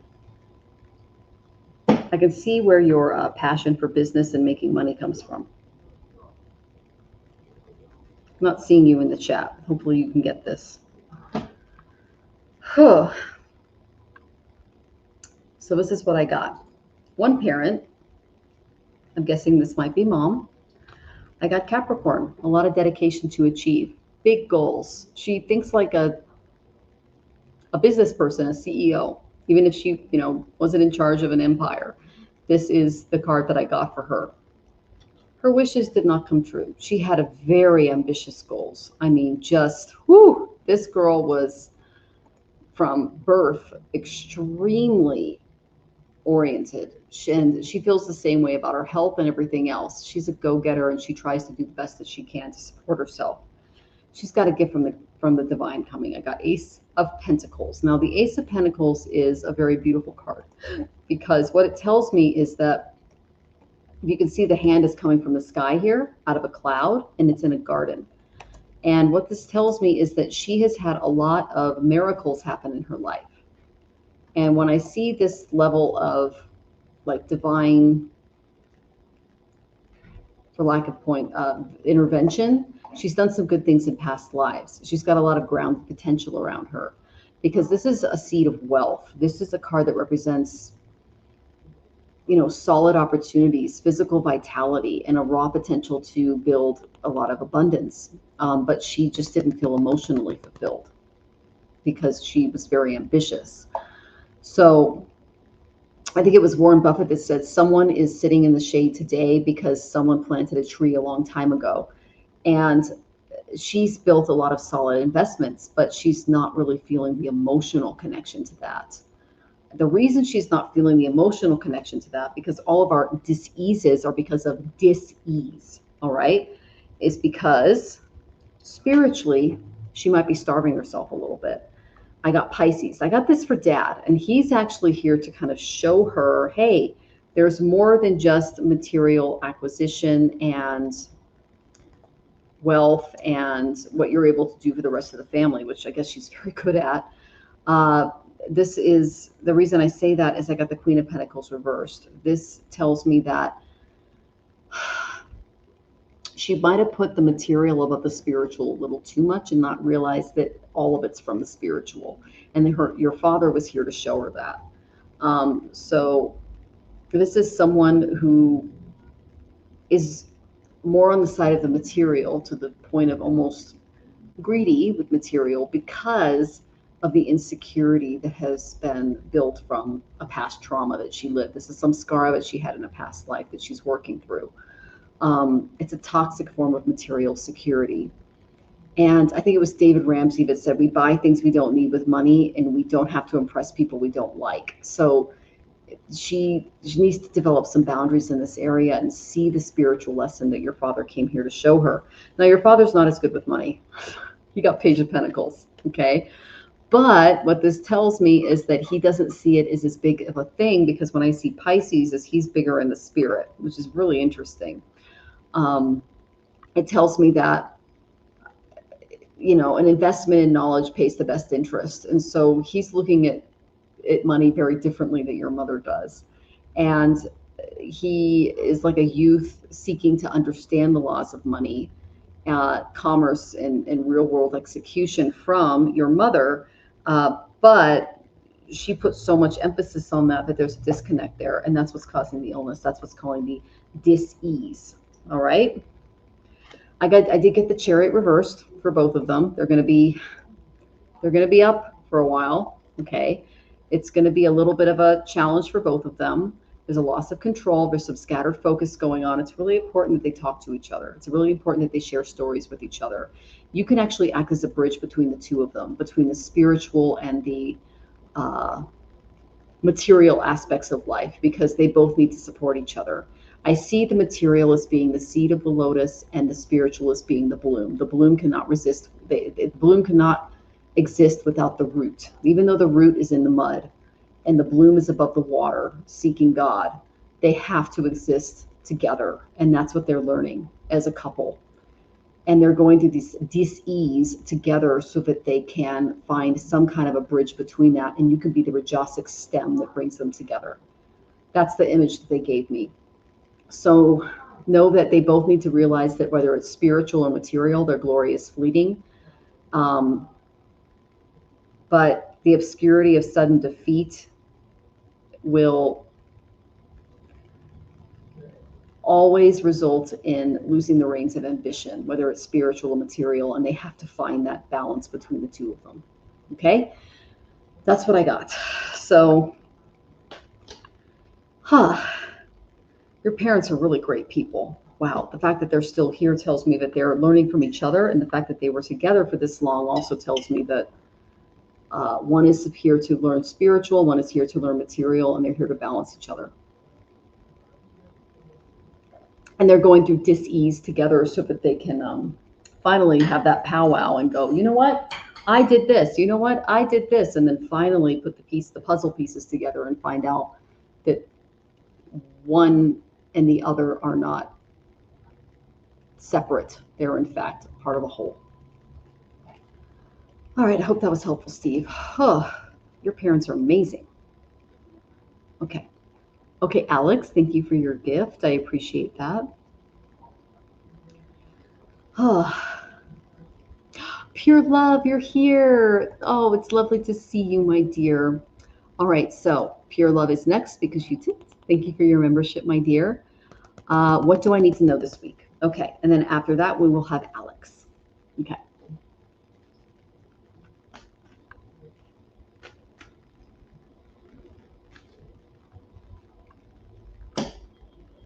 And I pray to Chamunda every single morning, Pure Love Essence. And we say a very special prayer to her just for you. So Chamunda Devi is very dear to Jonathan and I. He learned the Chamunda Devi mantra from Swaminatha Brahmananda on the Ramayana. And you have a photo of it. Do you want to go get the photo? Oh, you're good? Okay.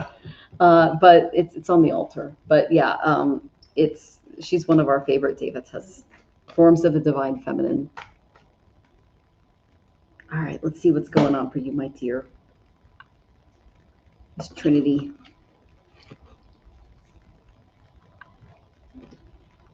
Okay, what do you need to know this week? Okay.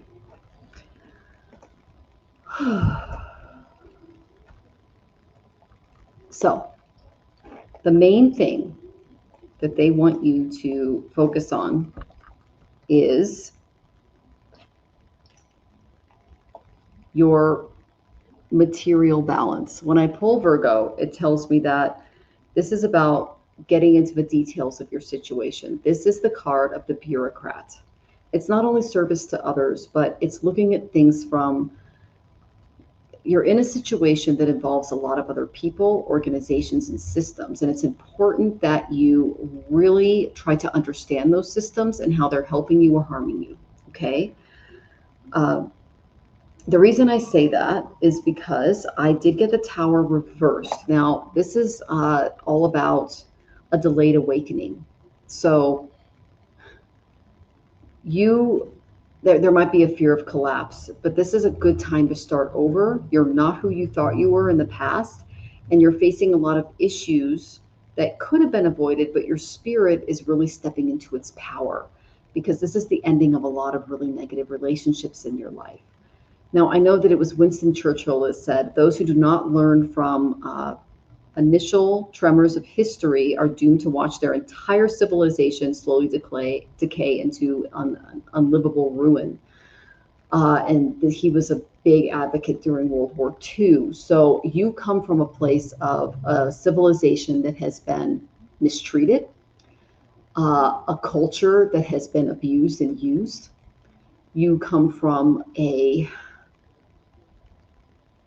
incredibly powerful female line that has been misaligned for the purposes of a toxic patriarchy.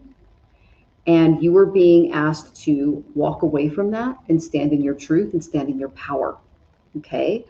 This is an ego collapse, but at the same time, it is a call to an empowerment phase for you. And that's why Chamunda is your main deity. She is the Ishtadevata of the time for you in this point in your birth. Okay? This week, this is what you can work on, my dear. I got 9 of Wands reversed. So this is all about, it's important that you don't exhaust yourself. Okay? This is my paranoia and total exhaustion card. It was Al Capone who said, I don't trust anyone. I only trust not even myself. I don't trust anyone, not even myself. Because he went through so much pain, so much betrayal, so much stuff. Because, you know, this is where the shadow of hypervigilance turns into a complete mental isolation. And it leads to kind of like this bunker mentality persona where you're just like, I'm just going to hide in my little hole. And it leads to a physical breakdown. I've been through this. You're not alone. I've been through extreme stuff just like you have. So it's important that you know that your greatest glory in living lies in never failing, but rising every single time you fall. I think that was Nelson Mandela. So, you know, you're very heavy-hearted, but know that because you're an undefeated warrior, my dear, you are fully prepared to fight the final round of life, and that you have been through so much and you're so strong and you're so beautiful that you can fight these final rounds, but you have to get out of your bunker, start serving, start figuring out the systems that broke you down and standing above them. Read anything by Nelson Mandela because he's actually coming through the reading and saying, tell her about me. That's why he gave me that quote. That's why he said that to me. Read about Nelson Mandela, okay? He's going to help you through that, okay, my dear, because he is a huge advocate for you, in addition to Chamunda Devi, because he came down in spirit to help warrior spirits like yourself. Okay, my dear? I hope that was helpful. I'm picking up from the Tower card. The UK system is collapsing in new ways from the outside. Yeah, that's why I got Virgo, which is about the bureaucratic system and understanding it. Nelson Mandela helped people through apartheid. He helped people of color that were being oppressed, ostracized, and not fully recognized under the governmental systems of law rise up, and he was imprisoned for it. But my God, what a soul. Yeah. Okay.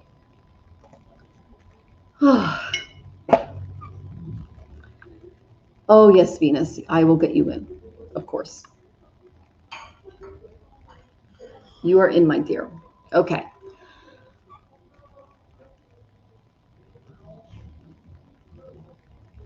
Let's see. I'm just following your questions up here, making sure I get everyone. Okay. So our next, let me just check my site here.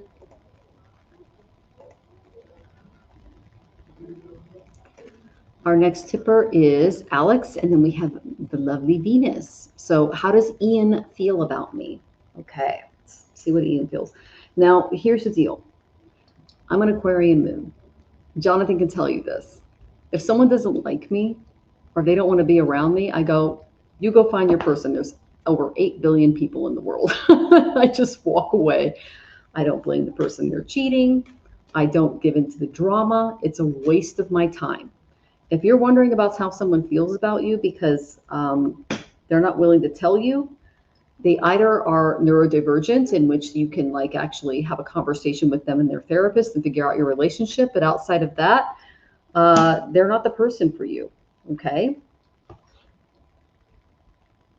So let's see. Actually, your guides are telling you to focus on your career, Alex. What do you do for a living, my dear? That's what they have you focused on. That's the main thing. Okay, Pure Love Essence says, I remember him, Nelson Mandela. I differently relearn about him. Yes, look him up. Like, look at, there's a biography about him. There's quotes. It can give you a lot of strength and power with what's going on, especially now, my dear. Yes, helpfully. Thanks. You're so welcome. Sending you so much love, my dear Pure Love Essence.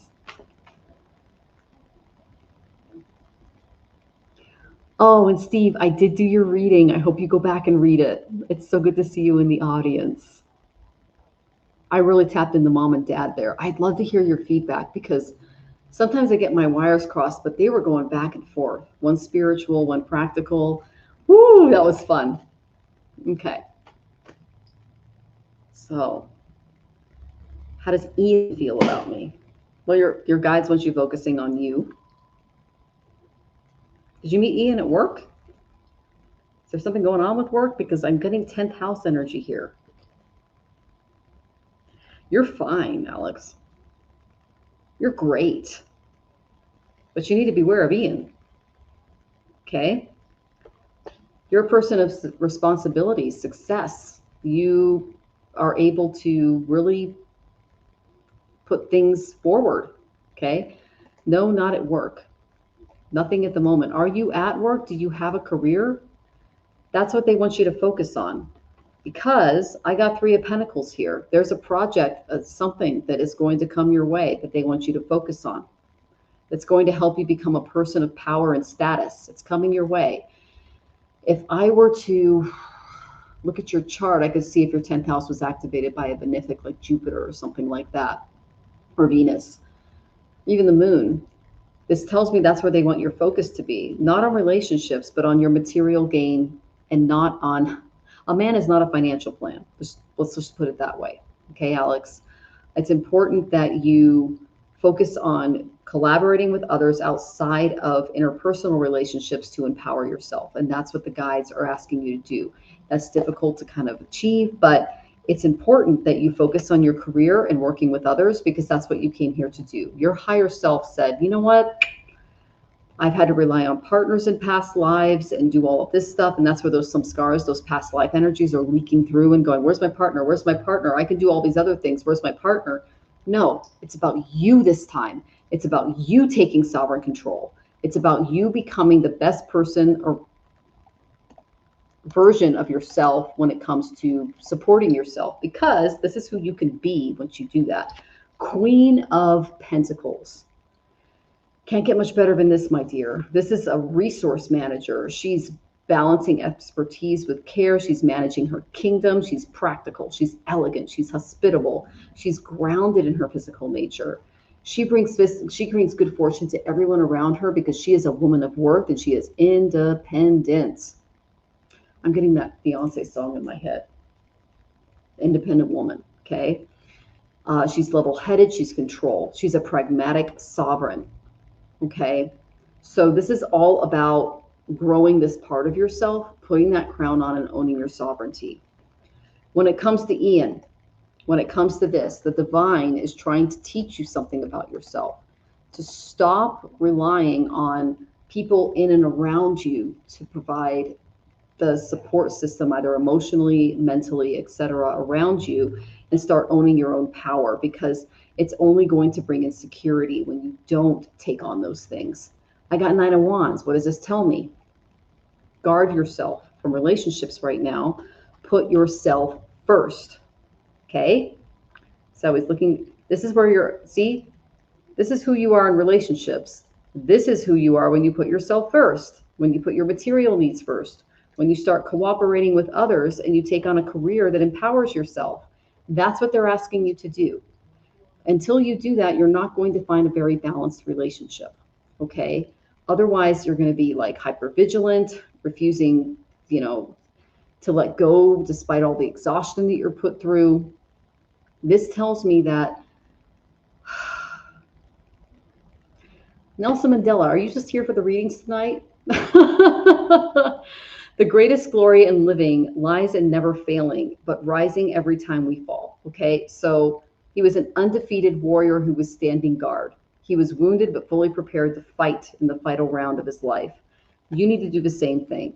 You need to stop relying on relationships to become a person of power and status and become your own freaking queen. Okay, once you do that, you're going to attract some people that are just going to like blow your world. Okay, that is the main energy that I got in and around you. Don't focus on the relationship, focus on you, collaboration, career, yourself. Okay, my dear. Whew. Right, some patience. A lot of women are being called to empower themselves right now. Oh, and Pure Love Essence says, I found a Nelson Mandela free audio book online on YouTube. You're welcome to put the link in the chat, my dear. And you're welcome, Alex. Put you first, my dear. You're amazing. And yes, isn't she great? Venus, you're wonderful. Thank you for recognizing her, Tanvir. And you understand that, Alex. That's wonderful. Oh. And I know you're waiting for your turn. I'll get to you, Tanvir. Okay. So the lovely Venus is next. Let me get to you, my dear.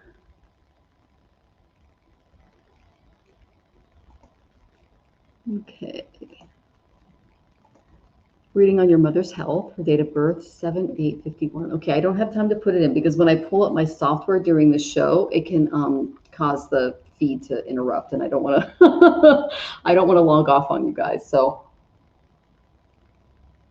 apparently, it uses a lot of RAM on my computer.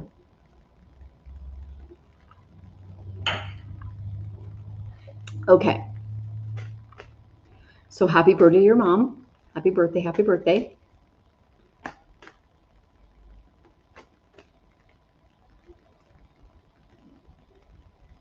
Okay.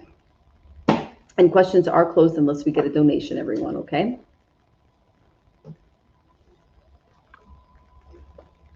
Okay, what's going on with Venus's mama?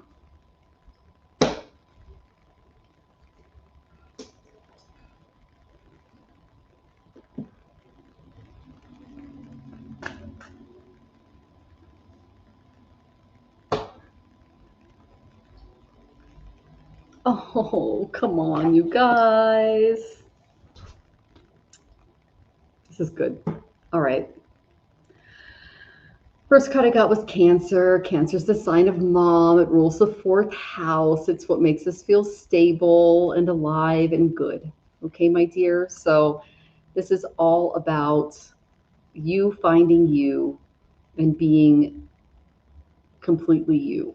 Okay, with mom. All right, this is literally intuition to protect your feelings, your past. Oh, mom brings out a lot of feelings for you, my dear. So this is actually a really good card to get when I pull this. It tells me that you have a beautiful heart for mom, a beautiful heart for family. You are really tapped into what's going on. Okay, so you asked about mama's health. Okay, the main thing that I got is a good card was I got the Chariot. Things are moving in the right direction. Determination, willpower, goals, preparation, like good things are happening. I think it was Sri Krishna in the Bhagavad Gita who said the mind is restless and difficult to restrain, but because it's represented, he's the driver of the chariot. So he says the mind can be restless, it can be difficult to restrain, but it can be restrained and subdued by practice and dispassion. And when the senses, which are these two little horses here, are restrained and mastered, and they're steered by our intellect, victory is assured. So the ultimate charioteer is Lord Krishna, and these black and white sphinxes are the absolute submission to forward progress. So the divine is stepping in to help mom. The divine is stepping in to slow her down. Your mother is a little like you in that she tends to just kind of go pedal to the metal and then burn out. And they're trying to teach her that it's important to put the physical body in context rather than wear it out. Because when we're left with dis-ease, it's usually a sign that the spirit is trying to get our attention about something. Okay, so there's control in this area. There's some good things happening. She's going to be okay in the sense of, and you're going to be okay in the sense of family. All right. So that's the good news. All right. I did get that, mom is going to have some issues in the reading that I gave you, I think about a year ago when I first moved to Mexico. Oh, it's been a year.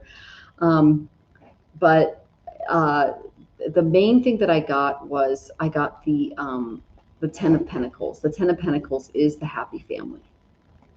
Okay, this is all about really finding a sense of a multi-generational empire. This card represents your legacy. It's a structural permanence. It's all about security. Okay, so there's a dynamic structure behind your mother. And so it's really important that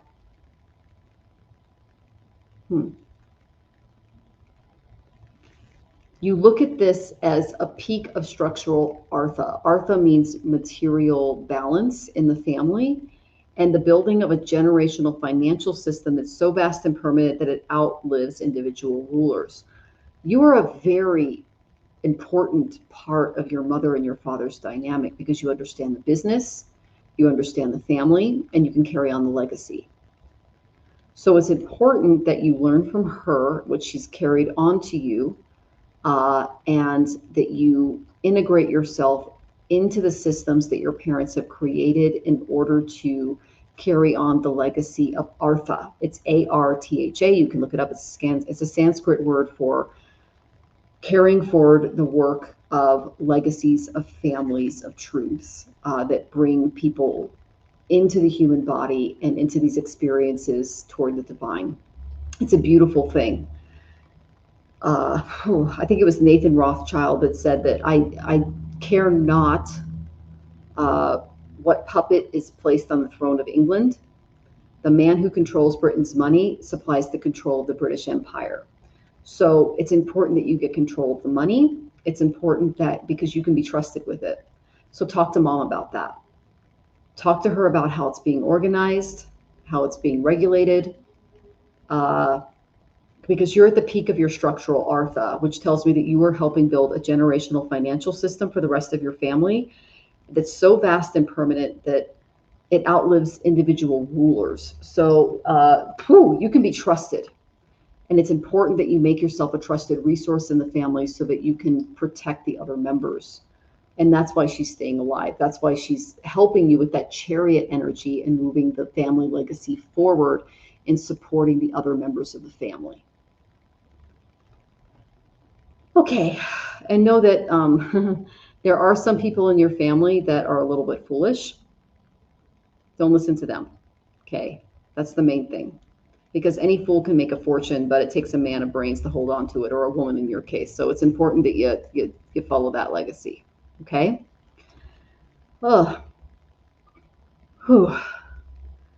Yes, that's why she had to stay off her feet for months last year. Spirit said slow down. See, mom's just tapped in. And then, hey, honey, you want to turn off the lights and we can show everybody the beautiful night sky here in Mexico City? And then very positive sign. Yes. Okay. Yes, absolutely. Thank you, Michelle. You're so welcome, Venus. Oh, I love tapping into your family. It's really beautiful. You can turn off the bar light here. You can keep that light on, the one in the hallway, and then turn off the bar light. Love you, sweetie. Yeah, I'm trying to keep Jonathan's legacy alive. I'm his main supporter, despite Parkinson's, Lewy body dementia, everything else. And he's my best friend, but it's a little scary when it's like all on one person, like the business, the health, everything else. Yeah, you can turn that one off. And then, yeah, keep the bedroom light on. Let's see how it looks. There we go. Now you guys can see the outside. Okay. I know, I love Mexico, you guys. It's so pretty. Okay. And then some patient says, tonight I put both feet on the laptop screens. I'm enjoying the wider angle. We get to check out Jonathan in the background and include him in the night of laughter and insight. Oh, honey, they love you. Oh, there's Jonathan. He's in both. Yay! He's apparently heading into the lights. He's heading. Oh, you're a ways from the light. He's got about 12 years left. I actually looked at when he's going to die, and we had a discussion about it. We planned it. We're good. I'm going to be 89 or 98, depending on how my kidneys do.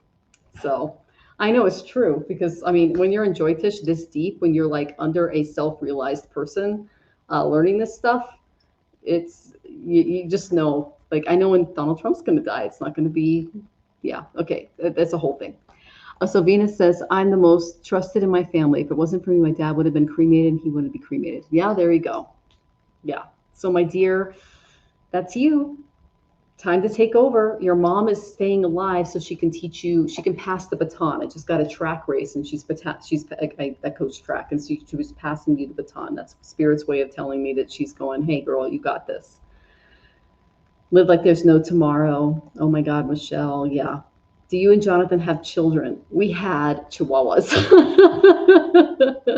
and stray cats. Our children are the people here. I told Jonathan that all of you and everyone around me is, you know, because I have Cancer and Cancer Sun, Cancer Mercury, it's Ashleisha. Pushya Sun, Ashleisha Mercury, and I see the world as my children. So I'm so glad you found that beautiful, Venus. Oh, and Jean says, Venus, same with my grandmother, myself. She wanted to be buried. There you go. You know, you're advocating for your family, and they're recognizing that.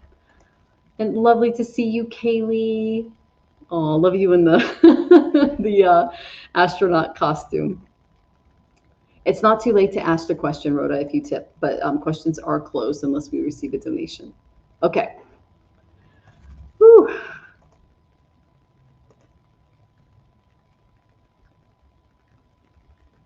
Let's see. Just making sure I got to everyone.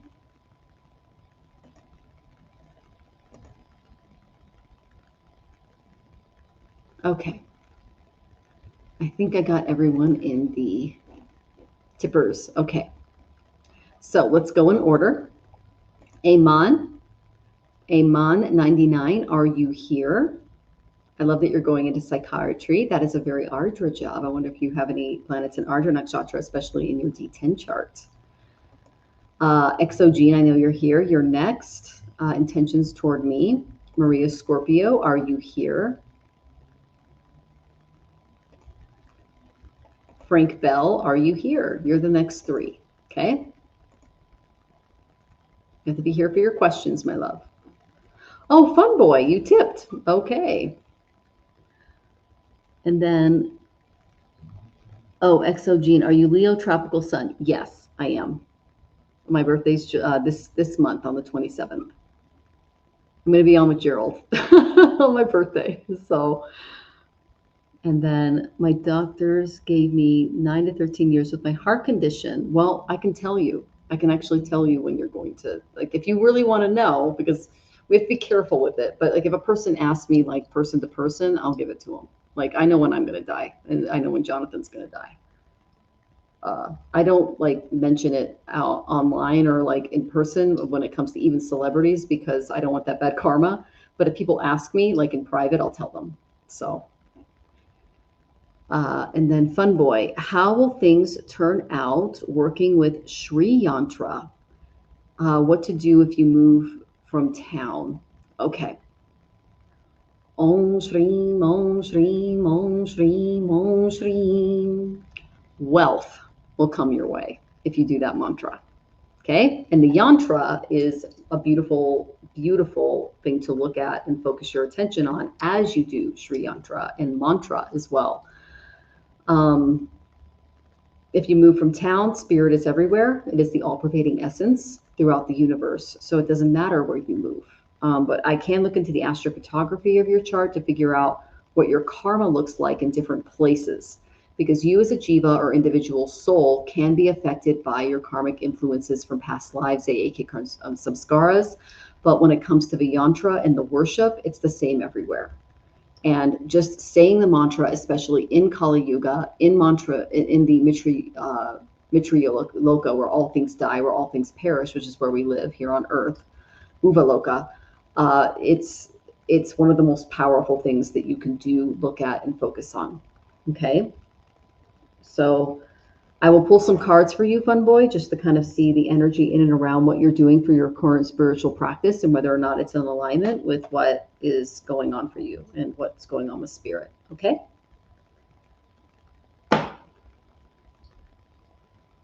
Okay, so there are some structural elements that you need to look into. I highly recommend seeking out a guru.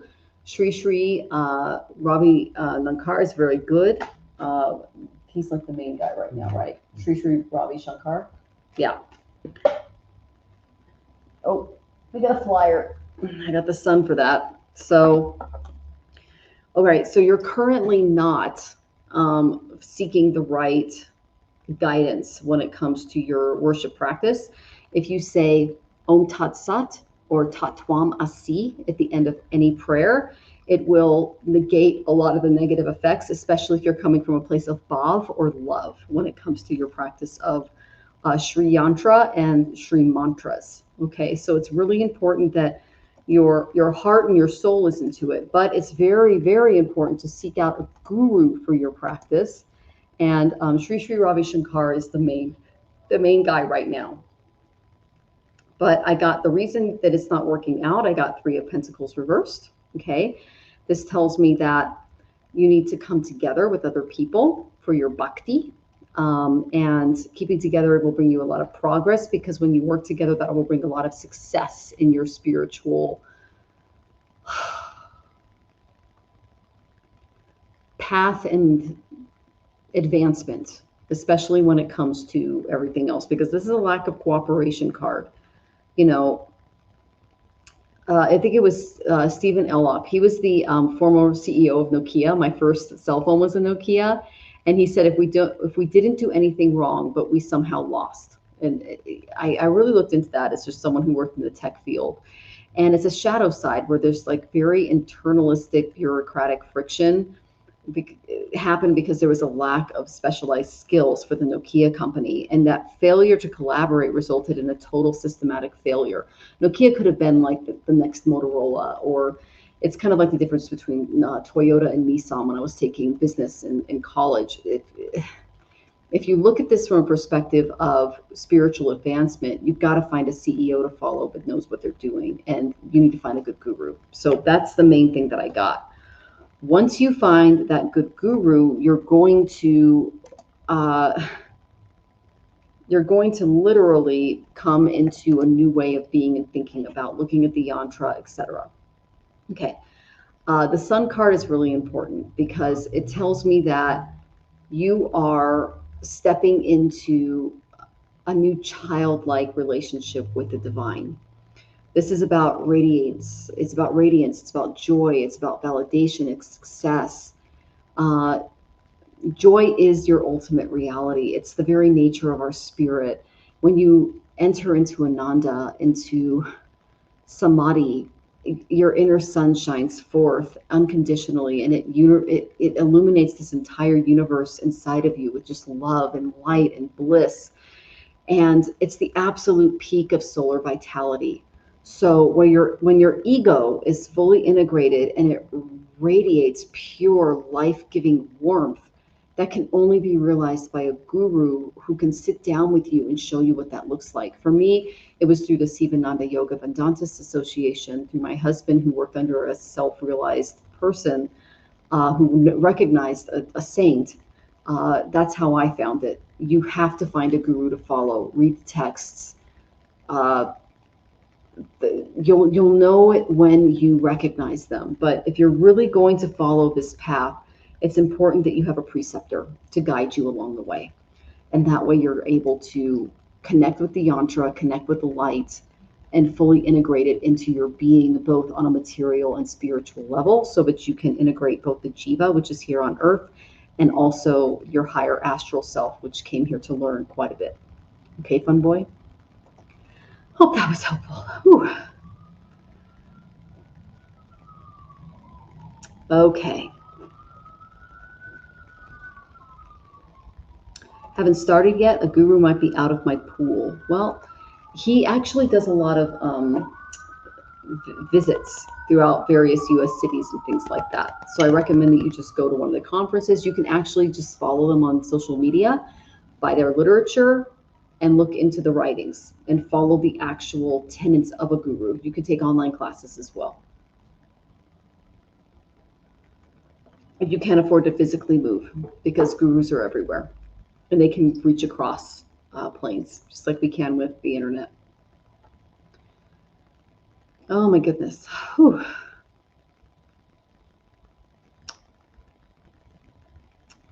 Oh, some patience. You're amazing. You have been such a warrior through all of that. Okay, Miss Rhoda, what to expect this coming week? Okay, my dear. You got it. Let me look.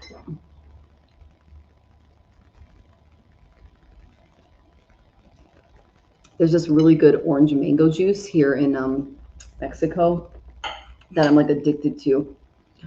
Oh, it's so yummy. I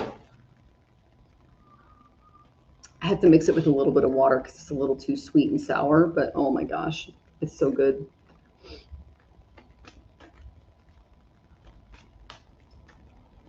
And then I have chamomile lavender tea at night. Oh, so good. I'm so blessed, you guys. You can afford all this stuff. Okay, expect for the coming week. Well, you're doing great. I got the first card I got for you, Rhoda, is Venus. That's enjoyment, charm, beauty, good times, pleasure. You're killing it. You're doing a great job helping others. You're still attracting jealousy though, because you have really good past karma. A lot of people, jealousy is just a form of them not recognizing that their past karma is something that they're paying off so that they can be more successful in their next birth. A lot of people don't think in terms of reincarnation because of the Christian aggregate to the Western experience. But we don't suffer an eternity of hell. We don't spend an eternity in heaven. We are literally here to become one with the divine source within us, which lies in the heart or the space between the eyebrows. And that's in all religions and all faiths. The divine Atman is every atom of the universe, and it represents every divine essence within us all. And when you attain samadhi, you can see it, you can feel it. So with that said, I got Venus. Venus is the guru to the demons. These are people who struggle with addictions, people who have trouble being here on earth, and that really, really struggle with the idea of inner sovereignty, and you're helping them with that. And you are doing an amazing job, my friend. I look up everything that you're doing, and it is absolutely amazing, okay? This is the overall energy that I got for what you're doing. You are a magician. You know exactly what you're doing. You are very skilled in this area. That's why you were hired to do it. There's infinite potential accessed in this pool of wisdom. And it's through your own conscious will, not only from this lifetime, from past lifetimes as well. Because this is the card of manifestation aligned with divine will. Okay, so the mind is the creator of everything, and you should guide your mind to create only good, and you're doing that. If you hold on to a thought with dynamic willpower, it will materialize, and you're helping other people do that, especially people that are stuck in addiction, people that look at this world as a way of escapism, or like they come down here in this human body and they're like, how do I get out of this thing? Or how do I make this thing feel better? And you're going, there's ways to channel this. There's ways to mitigate this. And you're helping them be in absolute alignment. And you're acting through by being a clear conduit for cosmic energy to help reshape their reality as a physical being in this world. So that's a big deal. You're going to come across people that are negative towards you. Let it go. I got Amba. Amba, I explained this to Rachel earlier, was a divine princess who sought revenge for the people that were trying to keep her away from her goals and what she wanted to do. Let it go. Walk away. The main reason I'm telling you to walk away from any issues that you are going to come across is because I got the Eight of Cups. This is all about leaving the drama behind. If someone's creating some drama, just be like, you know what? This isn't mine. This is their own karma, their own crap. The next stage of your journey is to just walk away from that drama. You leave the theater because that movie does not feed your soul anymore. Okay, so if you deal with some drama this week, if you're dealing with some stuff going on, know that this is the classical archetype of a spiritual seeker. You're abandoning this stale emotional environment to pursue your true mystical alignment, which is in helping people overcome their addictions, which is very difficult when you land into when the soul is put into these physical hard bodies and they're not really used to them, especially if they come from the lower realms of existence, which Venus is Shukra, which is guru to the demons, the Rakshasas and the Asuryas, and you're helping them fight through the physical ailments and temptations that are coming their way. So keep to your task and don't let other people bring you down, especially emotionally, because the work that you're doing is absolutely divine. Just keep that in mind. Okay? Oh, I'm getting tired. Okay. All right. All right. So, and then you sent hearts. That explains it. Okay. I'm so glad. You're welcome, Rhoda. You're doing great, sweetie. Oh, I love following you and liking all of your beautiful work that you're doing. You're an amazing soul. Okay. Iman, I did not see you check in. Let's see. Jean, I know, is here. May I ask what is letter intentions toward me? Letter I. Okay. I will look. Here's the thing. When it comes to relationships, I'm the kind of person that just goes, just tell me what you're thinking. What you're feeling. Unless you had a really bad day at work, then just, have a snack and take a nap and then tell me how you're feeling,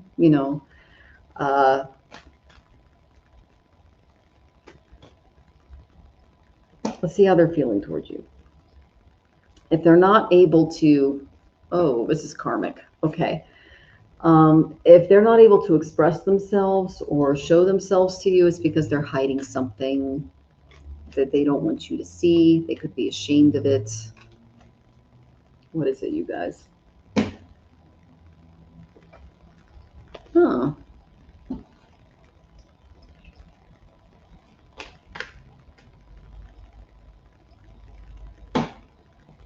Wow. Okay. Oh. All right, they're here to teach you about you. This is a relationship from a past birth. It didn't end well.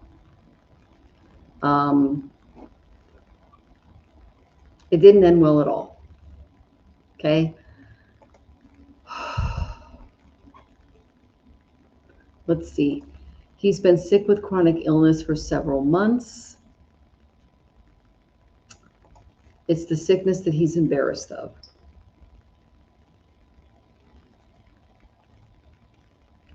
This is what you need to focus on.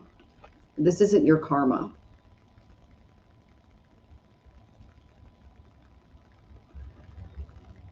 What you need to focus on is a little different. Okay, Jean? What you need to focus on is you are a busy person. They have you sitting at a desk. Now, this is a beautiful woman that's doing some spell work. Okay, she's sitting in front of her laptop. She's got her candles out, all of her spells and everything else open to the universe. She's doing some inner work here, and she is seeing this as a place of work. Okay, so they're asking you to literally step into, get on the grindstone. Okay, this is kind of an apprenticeship card, paying attention to the details. craftsmanship, duty. When it comes to the relationship, it was a little young, okay? The main reason I say that is because I did get the Page of Wands. This is a very enthusiastic partner. Actually, this tells me that it was really good. The sex might have been really good at the beginning, the physical connection, you know, the feeling that you had between each other physically might have been great. But if you stay hungry, you stay foolish. So it's important that you kind of move beyond this, because I didn't get the best card moving forward. I got the Lovers reversed. Okay, this person is here to show you that you need to move towards something that's a little more in depth, a little more in alignment with what you would like. Okay, because this is someone who's avoiding a lot of responsibilities. They're going the wrong way. They're putting their issues on maybe other people. But this is two partners that have chosen to go different ways. There's a miscommunication going on, okay?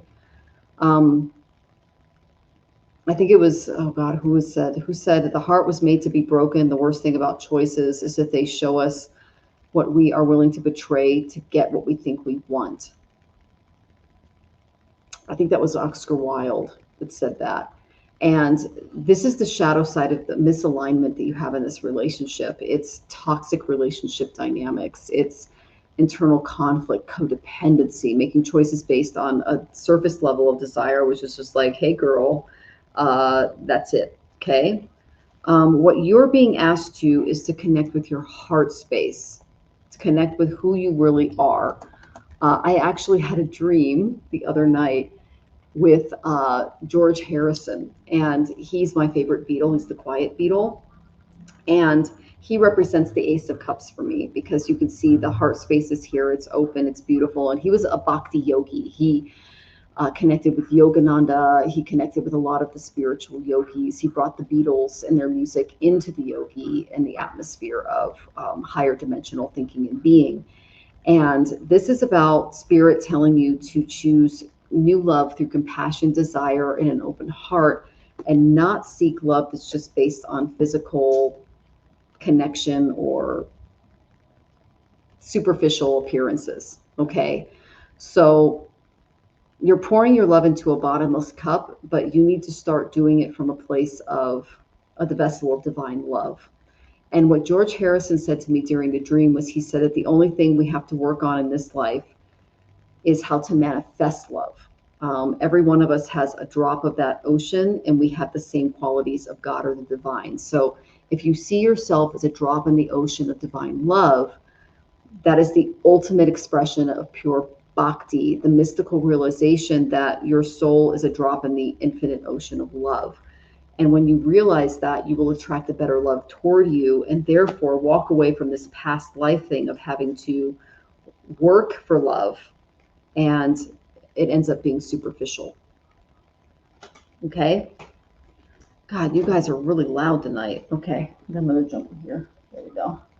So yeah, the Lovers came up reversed again. So they're basically saying they're here to teach you, and there we go. They're teaching you about your heart space, where you're coming from. Put this first. See spiritual love as divine love, and you will attract better things in you and towards you, and realize that other people's karma is not yours, my dear. Okay? He seems deeper than that. Yeah, that's because it's from a past birth. You guys are karmically connected. You've had more than one life together, and that's why it feels deep. And they're asking you to cut it off. Okay? You were physical in the past, even though you weren't physical in this life. And you've been entrenched in work. That's good. That's what they want you to focus on. Okay? Ooh. You've got this. All right? Okay. I know you've never been physical, but like, how would you put this, honey? You've kind of seen, I've got a relationship axis here, and Jonathan can kind of maybe give you some, you getting anything, babe? Spiritual energy is not chronological. Mm-mm. So, if there's a spiritual connection, You want to tell them when you said, hey, when you first met me, what did you say? Actually, not when you first met me. It was a little while later. It was like a year and a half later. And I just went, no, no, no. And it was like 5 years into our relationship that I went, okay. But what did you remember what you said to me? Oh, yeah, I've loved you for 1,000 lifetimes. That's what he said to me, you guys. And you know what I said back? And I go, I don't remember those lifetimes. So you're going to have to get in reality. Just like, because I was going through a divorce and I was just like, you know what? I'm good. So we all go at our own pace. And I'm just saying that right now is not the time to take on someone else's stuff. Okay. And then you said the previous reading was more promising about him. Maybe his illness broke him. It's not your job to fix his illness and his brokenness. That's his job as a soul. You're not his mother. You're not here to do that for him. Carry your own baggage, my dear. Okay, that's what I'm trying to tell you. Okay. And then Venus says, my ex was in a karmic relationship. I didn't even know if it was meant until I met him. LOL. Yeah, I totally get that. Alfie Weirdo, welcome from Twitch. Okay. All right, let's see how many of you guys are still in the chat. This is going to be interesting. Amon, are you here? Maria Scorpio, are you here? Frank Bell, are you here? Justice Lethu, are you here? C. Mason, are you here? Please tell me about me. That's an interesting question. Oh, okay. Tanir, I know, he's laughing too. Tanvir XOY, are you here? And Judith, are you here? And then on Nepal, are you here?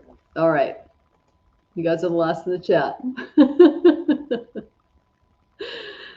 Jean says, she's laughing. And then Venus says, right. Yeah. Oh, yay. Judith's here. All right. Judith came. Oh, and Pure Love Essence, I did give you your question. So if you go back a little bit, I did answer your question, sweetie. Oh, and Tenavir is here. Okay, so Judith and Tenavir. Okay. Oh, we love you too, Pure Love Essence. Gigi, did you ask a question? I don't think it got tagged. Oh my gosh, let me look up. Did Gigi ask a question, Venus? Oh my gosh. Okay, I'm going up. I'm looking. I know you came in a little earlier.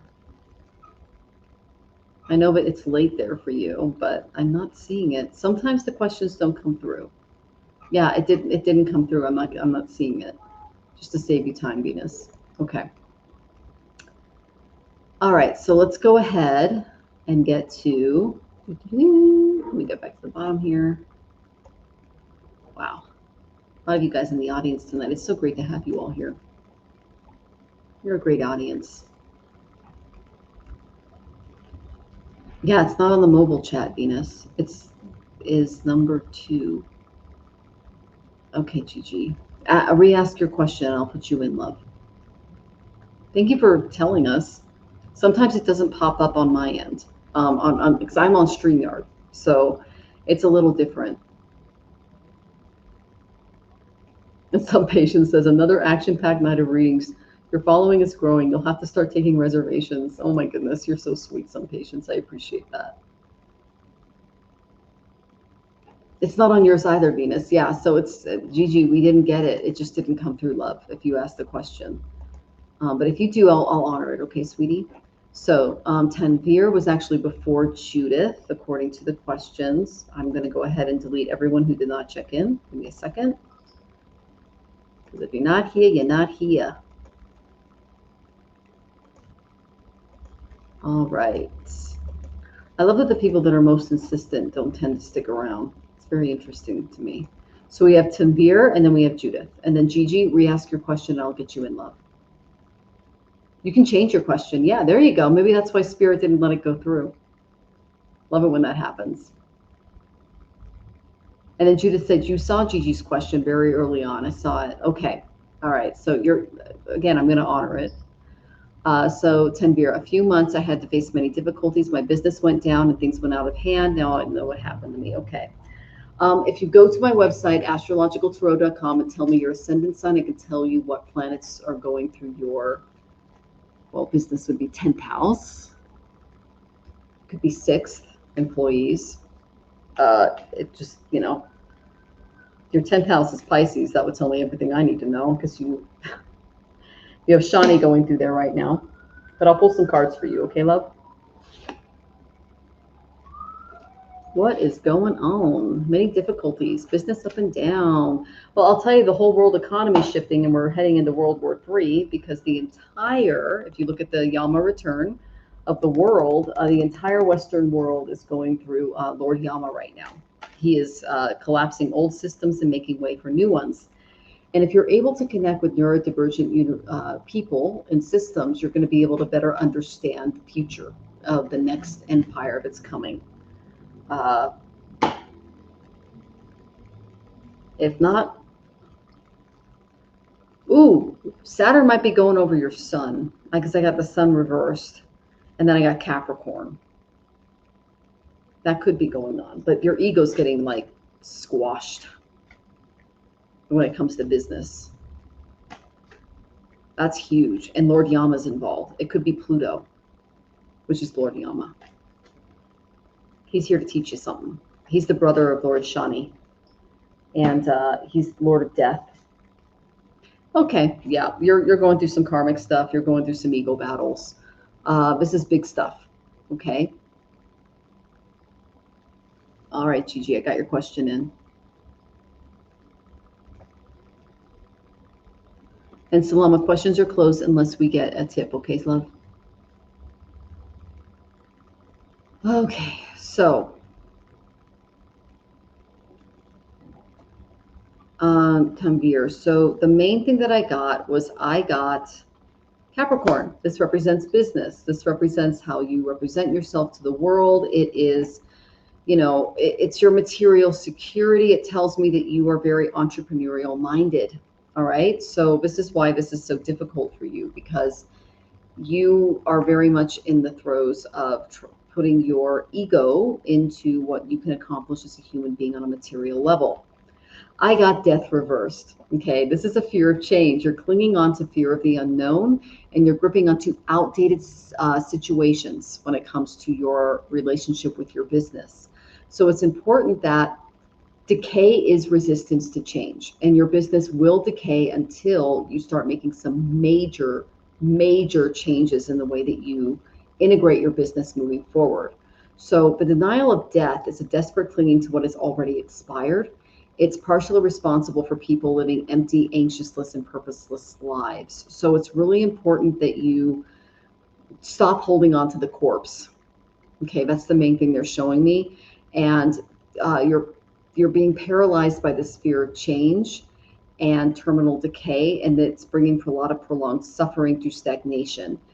Time to change, time to flip the lights on, time to face the inevitability that the entire world is changing when it comes to business, and that you need to adapt.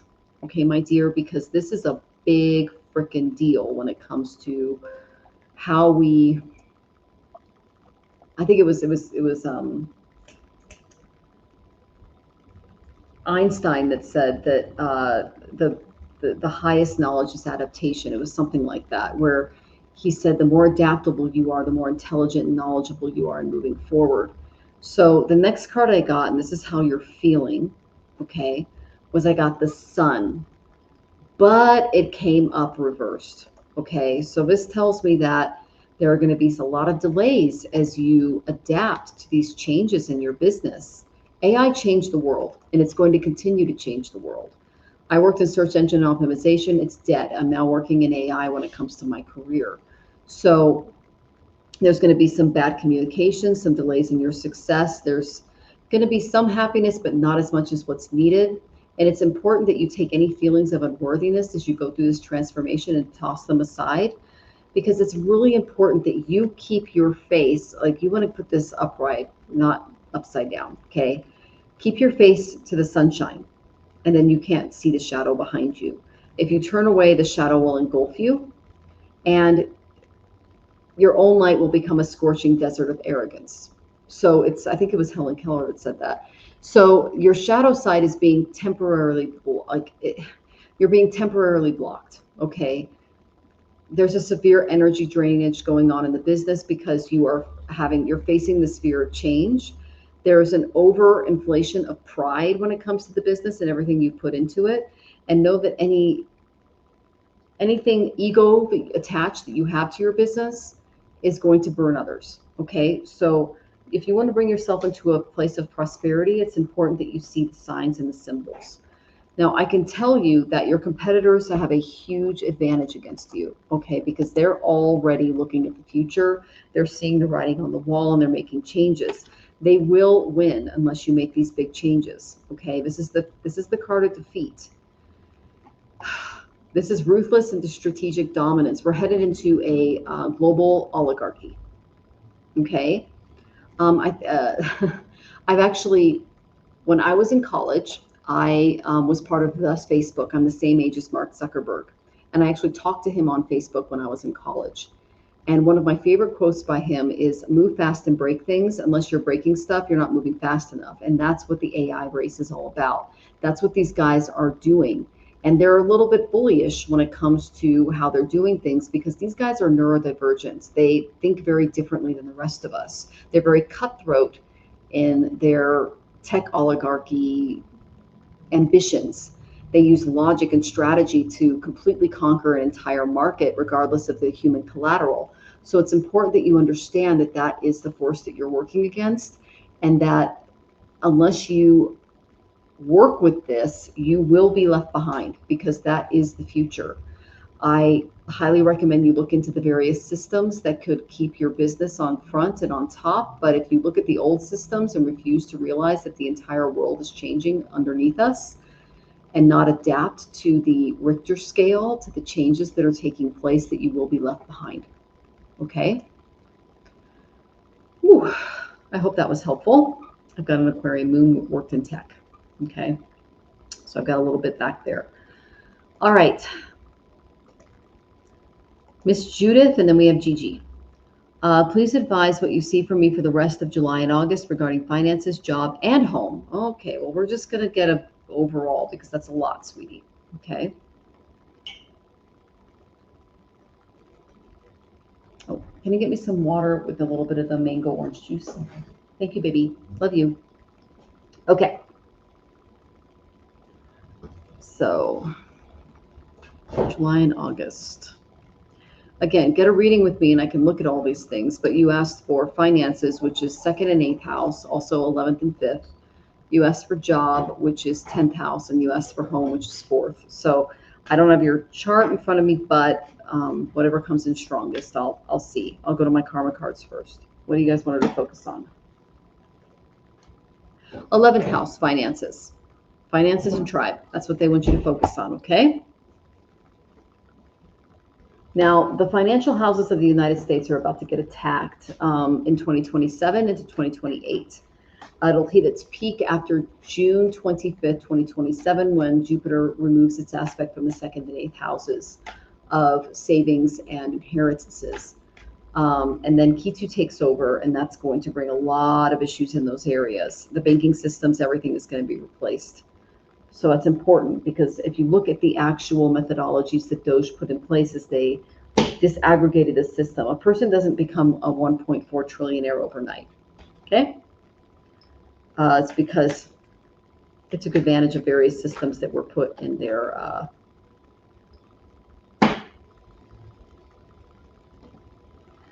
power. Oh, wow. Definitely the finances. Okay? That's what they want you to focus on. All right. The main thing that I got in and around you was 11th house. This is the house of, your tribe, but it's also, it's a Dana house. It represents wealth. Okay. Your resources. We are headed into another 2008. So it's really important that people really allocate their resources appropriately and see it from a perspective of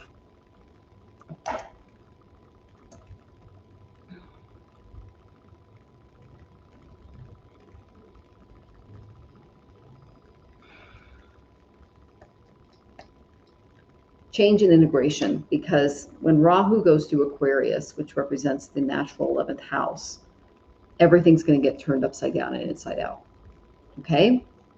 The reason I say that is your current vision when it comes to finances is Queen of Pentacles reverse. You have some assets, you have some resources, but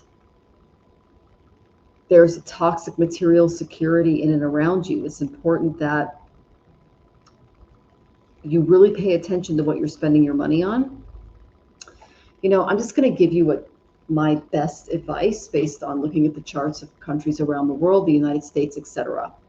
If you own a house, if you have any assets in the stock market, if you have any savings, if you have any family members that also have savings, it's really important that you allocate all of your resources, move to another country and put it into their banking system, because they're going to pay out more and cost you a lot less money. And they have an entire social integration in place that has not existed in the United States since the 80s. Okay. Jonathan got attacked by a pit bull a few months ago. We went to the emergency room. He has scars up and down his arm. It was a whole thing. I thought this was going to cost us thousands of dollars. It cost us $164, and that included all of the materials and the medications as well. Okay. I needed major surgery. A couple of I was talking about this last week. It required some stuff to happen. General anesthesia, the whole thing. I thought it was going to be thousands of dollars. The whole thing was under $400, and that's here in Mexico, and in Mexico City, which is built like Manhattan. Other countries don't do this to their people, and they give out more interest. And when it comes to their banking systems, and they care about families, and there's like a moral compass in place that actually has not existed in the United States, at least since I was born. Rethink the way you think about your finances when it comes to where you're living and how you're being supported. Okay. Once you do that, my dear, I got a really good card for you. I got the 9 of Swords, but it came up reversed. I love it when it comes up reversed, because this is relief. This is things are not as bad as they appear, because you do have resources and allocations that you could put into place regarding home, regarding assets. Here's an example. Let's see if you're saying anything here. Tell me about if you're comfortable, you can tell me what's going on. I'm in Canada. Yeah, same thing. Canada's going to go through the same thing as the United States, my dear. Okay? Just letting you know. And you're welcome, Tim, dear. So, and Gigi, you're next, my love. So what this tells me is that things are not as bad as they appear. So here's an example. Okay? Let's say magically and fortunately your house is worth $400,000, okay, and you got it paid off. You can take that money, put it into a high yield savings account, either in Thailand or Mexico or Brazil or anything like that. You could make 10% or more, between 10 and 20% on that. You'd be living between $40,000 and $80,000 a year. In a place that costs a fourth or an eighth of what it costs to live in the United States. In a healthcare system which is privatized, and to the point where doctors come to your home and provide like premium medical services. Okay? That's the way the rest of the world lives. You don't realize that until you move out of the United States. I grew up in the military, and I've also lived all around the world as an adult. Other countries have it better. I hate to say it, it's just the truth. That's just my own lived experience, okay? The reason I'm telling you to really, really look at your options and look at what's available to you is I got the 2 of Wands, but it came up reversed. So your current plans are not working out. There's a fear of growth. There's indecision. There's a lot of anxiety and waiting of what's going to happen regarding your finances. You're making the wrong choices because there's a lack of focus in what is happening, okay? So don't allow this fear of the unknown to control you. It's better to be feared than loved if you cannot be both. So don't shrink back from your greatness. Don't shrink back from this small little territory that you live in, and learn to expand yourself. Be a visionary. Plan. Look at the rest of the world and how they're doing it. Take your resources and allocate them in a way that will allow you to expand not only your spiritual, but your material success. And that will change your world. Okay, so that's the main thing. Plan big, go abroad, think big. Okay. All right, you can always go back and look at the reading. Okay, Judith, I hope that was helpful, my dear. It's going to happen in Canada too. It's the whole Western world's going to be affected. In all of North America, all of South America, parts of Africa, it's all getting affected because the European colonization, which is the Yama return, between 1520 and 1530 took place. And then all of those nations about 248 years later, because that's the Yama return, became nationalized and idealized. Like 1776 would be the one for the United States, and now we're at 2024 was the last one. So there's going to be a recolonization taking place, and it's important that you follow the trends and find out how to reallocate your resources in a way that supports yourself and your family. Because right now, the finances are not in alignment with what's best for you, your family, and going forward. You're always welcome to schedule a reading with me, and I can help you with that as well. Jonathan and I have also done a lot of research when it comes to international banking and resources, and we have contacts with financial advisors and things like that that can help you. Okay? All right. Gigi, good to see you. I want to know if Steve and I will be a couple in other lives. Oh, were you like past lives? Okay. Oh, speaking of my past life, you just got me my mango orange juice.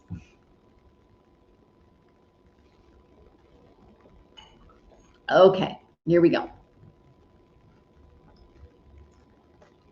Oh my goodness. Were you guys together in past lives?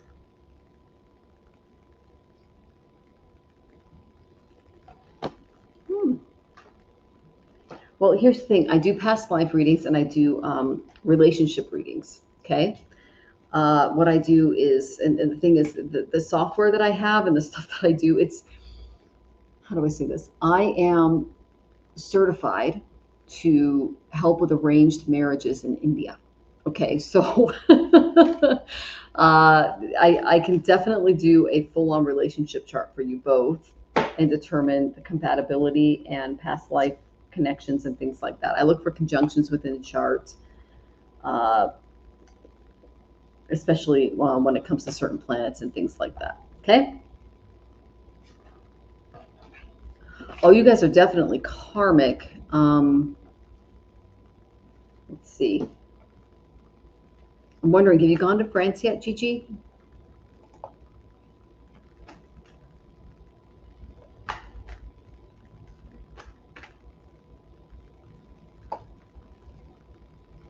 Okay, Judith says, I've been unemployed for over a year. I've lived on savings, retirement, and borrowed money for my last payment. I don't own my house. I'm a renter. My biggest fear is that I'll be evicted.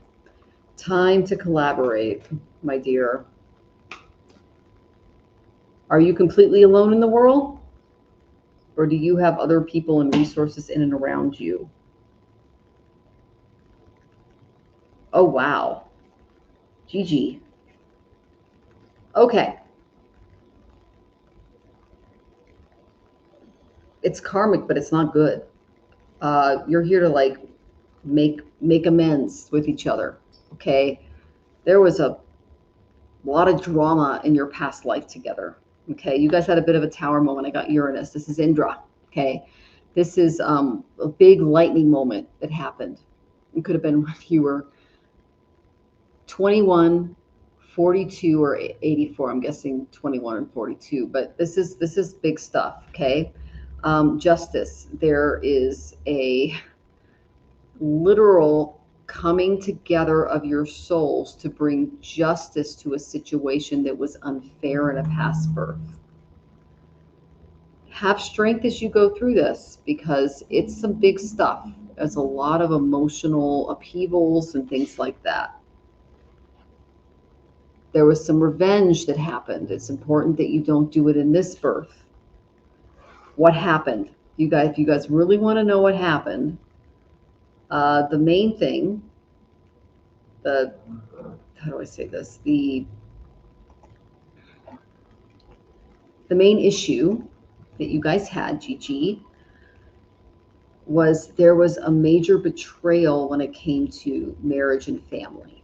Okay, this is instability. There was a lack of belonging going on. I mean, I remember it was Joseph Stalin that said, "I can trust no one, not even myself." This is the shadow base. This is the shadow of a home base built on shifting sands. It's domestic tension. It's civil unrest. It's like a mafia family tearing itself from within. Okay, so the foundation was wrecked. And you're here to bring some stability to this tower moment that they're showing me. That caused a lot. I mean, so this should be celebration, marriage, foundations, good things, right? Like, a man who doesn't spend time with his family is not a real man. I think it was Don Vito Corleone. He was the guy in The Godfather who said, blood is thicker than money, and so that was not the case in some past life that you guys had together. So it's important that in this birth, you establish a secure, tight-knit relationship with each other built on community and a place where loyalty is celebrated, because in a past birth, there was an issue in this department, okay? Until you're able to do that, you were a little stuck, okay? There was a loss of control. There was a lot of scattered focus in and around this. There's a lot of people involved in this, okay? So it's important that you know that when all of these egos got out of control and there was like all of this directionless rushing, I mean, the crashing vehicle is not a great thing when it comes to family issues and a lack of foundation. So this tells me that it's important that in this birth that you allow the divine to guide the chariot, calm the restless mind, subdue any passion that you're feeling, and master these horses of desire that are still steered by your intellect, and then victory will be assured. So their intellects didn't align. There were some family issues. So they were actually showing me like a Romeo and Juliet situation. Like, it was just like, whoa. People were not getting along. Like, this is like mafia level stuff. So you're being asked to make peace in this birth together so that justice can prevail and you can kind of close this chapter. I was not expecting that, you guys, but it was caused by a lightning moment. I mean, it was caused by a sudden event, kind of like Romeo and Juliet, that like created this cascade of injustice. You're being asked to step into strength. The foundation of the family was ruined. They couldn't move forward, and a lot of people sought revenge. And it was not great. And you two are here to kind of be bridge builders, whereas the rest of the family was kind of kept out of it because they were not mature enough to deal with the situation. That was a lot. Ooh. And they're showing me some of the stuff that was happening behind the scenes. I mean, it was a real lightning moment. So, okay, that was fun. And you say, wow, okay, I get it. And then Judith says, I'm alone, being broke as a senior citizen, apparently an embarrassment. Do you have a family? If you have a family, you have, like, Jonathan, do you have anything to say to Judith as a senior citizen yourself? Things happen. They happen good, they happen bad, and if you've had nothing but good in your life, God bless you. But this is a rough world right now, and I would not be embarrassed because life has sort of overtaken you and given you some hard knocks. Mm-hmm. Try to find the lesson. That's the thing. You've mm-hmm. already paid for it, right? So find the lesson and don't repeat it or change it so that it comes out in your favor the next time. That may sound a little glib, but I've had a lot of good and bad luck. I'm a cancer survivor. I should have died about 40 years ago. Stage 4, yeah. Yeah, I waited to go to the doctor until I was practically dead, because how could I be that sick as a yoga practitioner, So my arrogance almost killed me. and I paid a pretty hefty price to get back on my feet. But I did it. So, I don't want to say when life gives you lemons, make lemonade. I would just say maybe look where the lemons came from and try to make it work in your favor, because these things come to us for reasons. Good things come to us for a reason.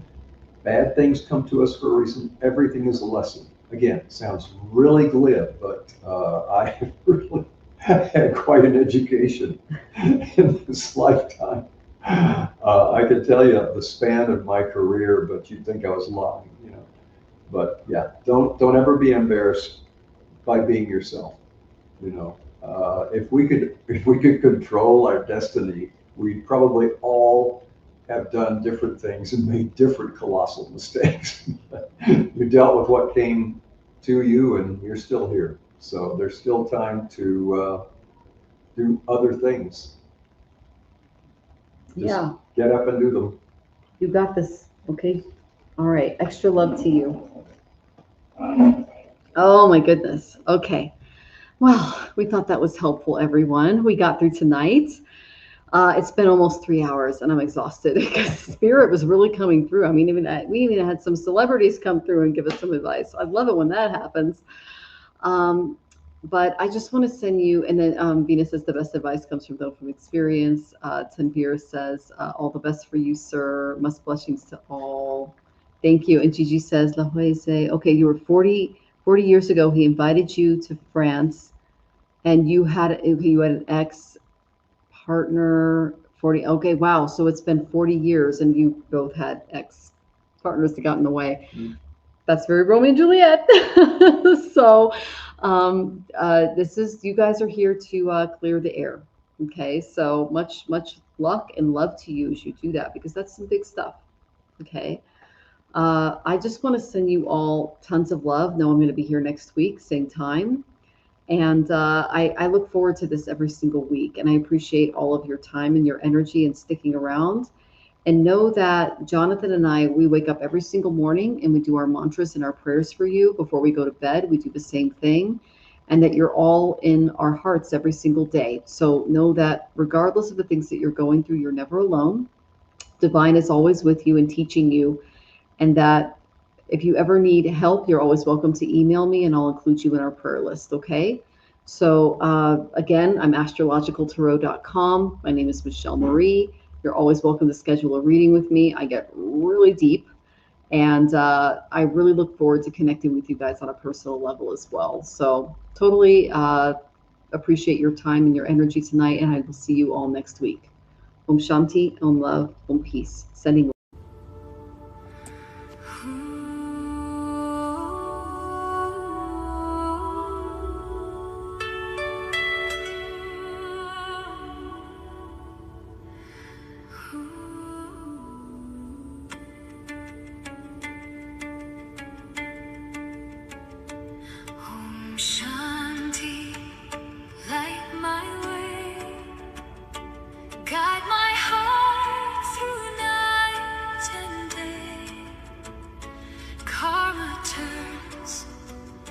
plan.